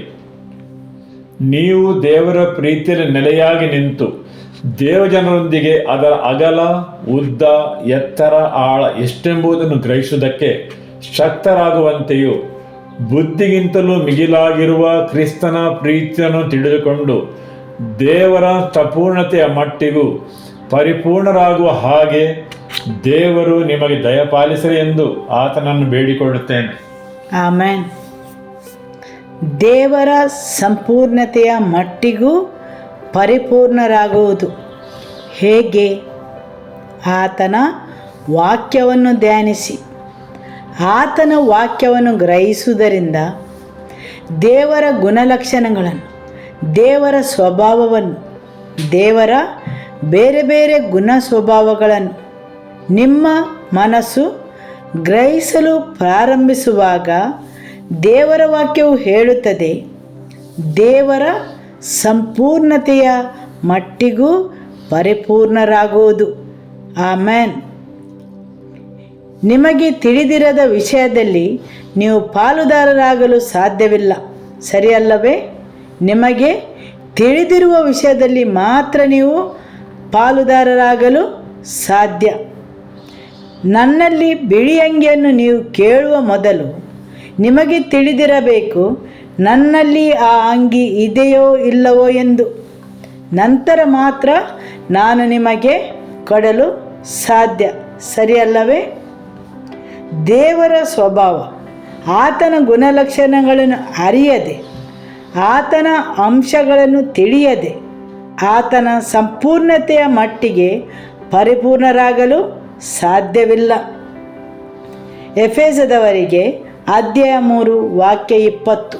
ನಮ್ಮಲ್ಲಿ ಕಾರ್ಯ ಸಾಧಿಸುವ ತನ್ನ ಈ ಶಕ್ತಿಯ ಪ್ರಕಾರ ನಾವು ಬೇಡುವುದಕ್ಕಿಂತಲೂ ಯೋಚಿಸುವುದಕ್ಕಿಂತಲೂ ಅತ್ಯಧಿಕವಾದುದನ್ನು ಮಾಡಲು ಶಕ್ತನಾದ ದೇವರಿಗೆ, ನಾವು ಬೇಡುವುದಕ್ಕಿಂತಲೂ ಯೋಚಿಸುವುದಕ್ಕಿಂತಲೂ ಅತ್ಯಧಿಕವಾದುದನ್ನು ಮಾಡಲು ಶಕ್ತನಾದ ದೇವರು. ಆದುದರಿಂದ ಪ್ರಾರ್ಥನೆಯಲ್ಲಿ ನೀವು ಅವರ ಬಳಿಗೆ ಬಂದು ಕೇಳುತ್ತೀರಿ, ಸರಿಯಲ್ಲವೇ? ಆತನ ವಾಕ್ಯದಂತೆ ಆತನಲ್ಲಿ ಬೇಡುತ್ತೀರಿ. ನಿಮ್ಮ ವಿನಂತಿಗಳನ್ನು ಆತನ ಎದುರು ತರುತ್ತೀರಿ, ಸ್ವರವೆತ್ತಿ ಬೇಡುತ್ತೀರಿ. ದೈಹಿಕ ಮನುಷ್ಯನು ಮಾತಿನ ಮುಖಾಂತರ ತನ್ನ ವಿನಂತಿಗಳನ್ನು ದೇವರ ಎದುರಲ್ಲಿ ಇಡುತ್ತಾನೆ, ಸರಿಯಲ್ಲವೇ? ಹಾಗಾದರೆ ಪ್ರಾಣವು ಹೇಗೆ ಬೇಡುತ್ತದೆ? ಕಲ್ಪನೆಯ ಮುಖಾಂತರ. ನಿಮ್ಮ ಮನಸ್ಸು ಅದನ್ನು ಹೇಗೆ ಮಾಡುತ್ತದೆ? ಮನಸ್ಸಿನ ಧ್ವನಿಯು ಕಲ್ಪನೆಯಾಗಿದೆ. ಆದುದರಿಂದ ನಿಮ್ಮ ಕಲ್ಪನೆ ಮತ್ತು ಯೋಚನೆಯು ಒಂದು ಪ್ರಾರ್ಥನೆಯಾಗಿದೆ. ಬರೀ ನೀವು ಸ್ವರವೆತ್ತಿ ಪ್ರಾರ್ಥಿಸುವುದು ಮಾತ್ರವಲ್ಲ. ನೀವು ಕೇಳಬಹುದು, ನಿಮಗೇಗೆ ತಿಳಿಯಿತು? ದೇವರ ವಾಕ್ಯವು ಹೇಳುತ್ತದೆ, ನಾವು ಬೇಡುವುದಕ್ಕಿಂತಲೂ ಯೋಚಿಸುವುದಕ್ಕಿಂತಲೂ ಅತ್ಯಧಿಕವಾದದನ್ನು. ಆದುದರಿಂದ ದೇವರ ವಾಕ್ಯ ಹೇಳುತ್ತದೆ, ನಿಮ್ಮ ಕಲ್ಪನೆಗಳಿಂದ ನಿಮ್ಮ ತೀರ್ಪಾಗುವುದು. ಆಮೇನ್, ಸರಿಯಲ್ಲವೇ? ಆದುದರಿಂದ ನಿಮ್ಮ ಕಲ್ಪನೆ ಸಹ ಒಂದು ಪ್ರಾರ್ಥನೆ, ನಿಮ್ಮ ಆಲೋಚನೆ ಸಹ ದೇವರ ಮುಂದೆ ಒಂದು ಪ್ರಾರ್ಥನೆ. ನಿಮ್ಮ ಆತ್ಮವು ಬೇಡುತ್ತದೆ, ನಿಮ್ಮ ಪ್ರಾಣವು ಬೇಡುತ್ತದೆ. ಆದುದರಿಂದ ದೇವರ ವಾಕ್ಯ ಹೇಳುತ್ತದೆ, ನಾವು ಬೇಡುವುದಕ್ಕಿಂತಲೂ ಯೋಚಿಸುವುದಕ್ಕಿಂತಲೂ ಅತ್ಯಧಿಕವಾದದನ್ನು ಮಾಡಲು ಶಕ್ತನಾಗಿದ್ದಾನೆ. ಆಮೇನ್. ನಿಮ್ಮ ಕಲ್ಪನೆ, ಆಲೋಚನೆಗಳು ಪ್ರಾರ್ಥನೆಯಾಗಿವೆ. ಅದೊಂದು ದೇವರ ಎದುರಲ್ಲಿ ಕೂಗಾಗಿದೆ. ಆಮೇನ್. ಆದುದರಿಂದ ನೀವು ಕಲ್ಪಿಸುವಾಗ, ಯೋಚಿಸುವಾಗ ಜಾಗೃತೆಯಾಗಿರಿ. ಭಯದ ಕಲ್ಪನೆ ಮಾಡುವಾಗ ಇಸ್ರಾಯೇಲರಂತೆ ಅವರು ಸಾಯುವಂತೆ ಕಲ್ಪಿಸಿದರು ಮತ್ತು ಅವರೆಲ್ಲರೂ ಸತ್ತರು. ಯಾರೆಲ್ಲ ಸಾಯುತ್ತೇವೆಂದು ಕಲ್ಪಿಸಿದರು ಅವರೆಲ್ಲ ಮರುಭೂಮಿಯಲ್ಲಿ ಸತ್ತರು, ಸರಿಯಲ್ಲವೇ? ಅವರಲ್ಲಿ ಯೆಹೋಶುವ ಮತ್ತು ಕಾಲೇಬ ಇಬ್ಬರು ಮಾತ್ರ ವಾಗ್ದಾನದ ನಾಡನ್ನು ಪ್ರವೇಶಿಸಿದರು.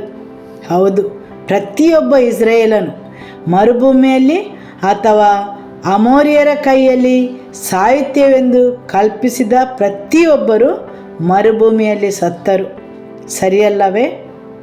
ಯಾಕೆಂದರೆ ಅವರ ಕಲ್ಪನೆಯು ದೇವರ ಎದುರಲ್ಲಿ ಒಂದು ಕೂಗಾಗಿತ್ತು. ದೇವರು ಅದನ್ನು ಮಂಜೂರು ಮಾಡಿದರು. ಅವರಲ್ಲಿ ಯಾರೂ ವಾಗ್ದಾನದ ನಾಡನ್ನು ಸೇರಲಿಲ್ಲ.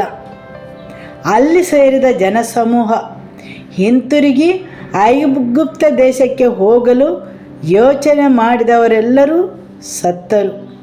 ಅವರು ಭಾವಿಸಿದರು ಅವರೆಲ್ಲರೂ ಬಲಿಪಶುಗಳೆಂದು, ಸರಿಯಲ್ಲವೇ? ಆಮೇನ್. ಆದುದರಿಂದ ದೇವರು ನಾವು ಬೇಡುವುದಕ್ಕಿಂತಲೂ ಯೋಚಿಸುವುದಕ್ಕಿಂತಲೂ ಅತ್ಯಧಿಕವಾದದನ್ನು ಮಾಡಲು ಶಕ್ತನಾಗಿದ್ದಾನೆ. ಆದುದರಿಂದ ನೀವು ಏನನ್ನು ಕಲ್ಪಿಸುತ್ತೀರಿ ಎಂದು ಜಾಗರೂಕರಾಗಿರಿ. ನಿಮ್ಮ ಮನಸ್ಸಲ್ಲಿ ಭಯವನ್ನು ನಿರ್ಮಿಸುತ್ತೀರಾ? ನಿಮ್ಮ ಮನಸ್ಸಲ್ಲಿ ರೋಗಗಳನ್ನು ನಿರ್ಮಿಸುತ್ತೀರಾ? ಸಮಸ್ಯೆಗಳನ್ನು ನಿರ್ಮಿಸುತ್ತೀರಾ? ನೀವು ರೋಗ, ಸಮಸ್ಯೆ, ಕೊರತೆ ಇವುಗಳಲ್ಲೇ ವಾಸಿಸುತ್ತಿದ್ದೀರಾ? ನಿಮ್ಮ ಮನಸ್ಸಿನ ಕಲ್ಪನೆಗಳು ಯಾವುವು? ಆದುದರಿಂದ ಪೌಲನು ಹೇಳುತ್ತಾನೆ, ಯಾವುದು ಸತ್ಯವೂ ಶುದ್ಧವೂ ನ್ಯಾಯವೂ ಮನೋಹರವೂ ಕೀರ್ತಿಗೆ ಯೋಗ್ಯವೂ ಪ್ರೀತಿಕರವೂ ಸದ್ಗುಣವೂ ಆದುದನ್ನು ಕಲ್ಪಿಸಿಕೊಳ್ಳಿರಿ, ಧ್ಯಾನಿಸಿರಿ. ಆಮೇನ್. ಹಾಲೆಲೂಯ್ಯ. ನಿಮ್ಮ ಬಳಿಯಲ್ಲಿರುವವರಲ್ಲಿ ಪುನಃ ಒಮ್ಮೆ ಹೇಳಿ, ನೀವು ಧ್ಯಾನಿಸಿರಿ, ಯಾವುದು ಸತ್ಯವೂ ಶುದ್ಧವೂ ನ್ಯಾಯವೂ ಮನೋಹರವೂ ಕೀರ್ತಿಗೆ ಯೋಗ್ಯವೂ ಪ್ರೀತಿಕರವೂ ಸದ್ಗುಣವೂ ಆದುದನ್ನು ಧ್ಯಾನಿಸಿರಿ. ಹಾಲೆಲೂಯ್ಯ. ಆಮೇನ್. ಆದುದರಿಂದ ಧ್ಯಾನಿಸಿರಿ. ನಿಮ್ಮ ಧ್ಯಾನವು ಮುಖ್ಯವಾಗಿದೆ. ಹಾಲೆಲೂಯ್ಯ. ಯೇಸುವೇ ಸ್ತೋತ್ರ. ಆಮೇನ್. Every life in this place, we bring them under your blood and lordship, Lord. Every area of their lives, Lord, we seal it by your blood, Lord. Cause your spirit to continue to build up every life, Lord, to be rooted in you, Lord, to be rooted in your word, Lord, to meditate on your word, Lord. Give us fresh understanding, Lord. Reveal your precepts, Lord, your ways, Lord, your nature, Lord, your character, Lord, your works, Lord, through your word, Lord. May our hearts, may our minds be built on the truth of your word, Lord. In your hands we entrust every life, and we speak forth for your grace to move over every life in this place. Bless and keep them. Continue to build them up for your glory, Lord. In Jesus' name. May the love of God the Father, may the peace of our Lord Jesus Christ, and the fellowship of the Holy Spirit be with you all. Go in the peace of the Lord. The Lord be with you. Shalom.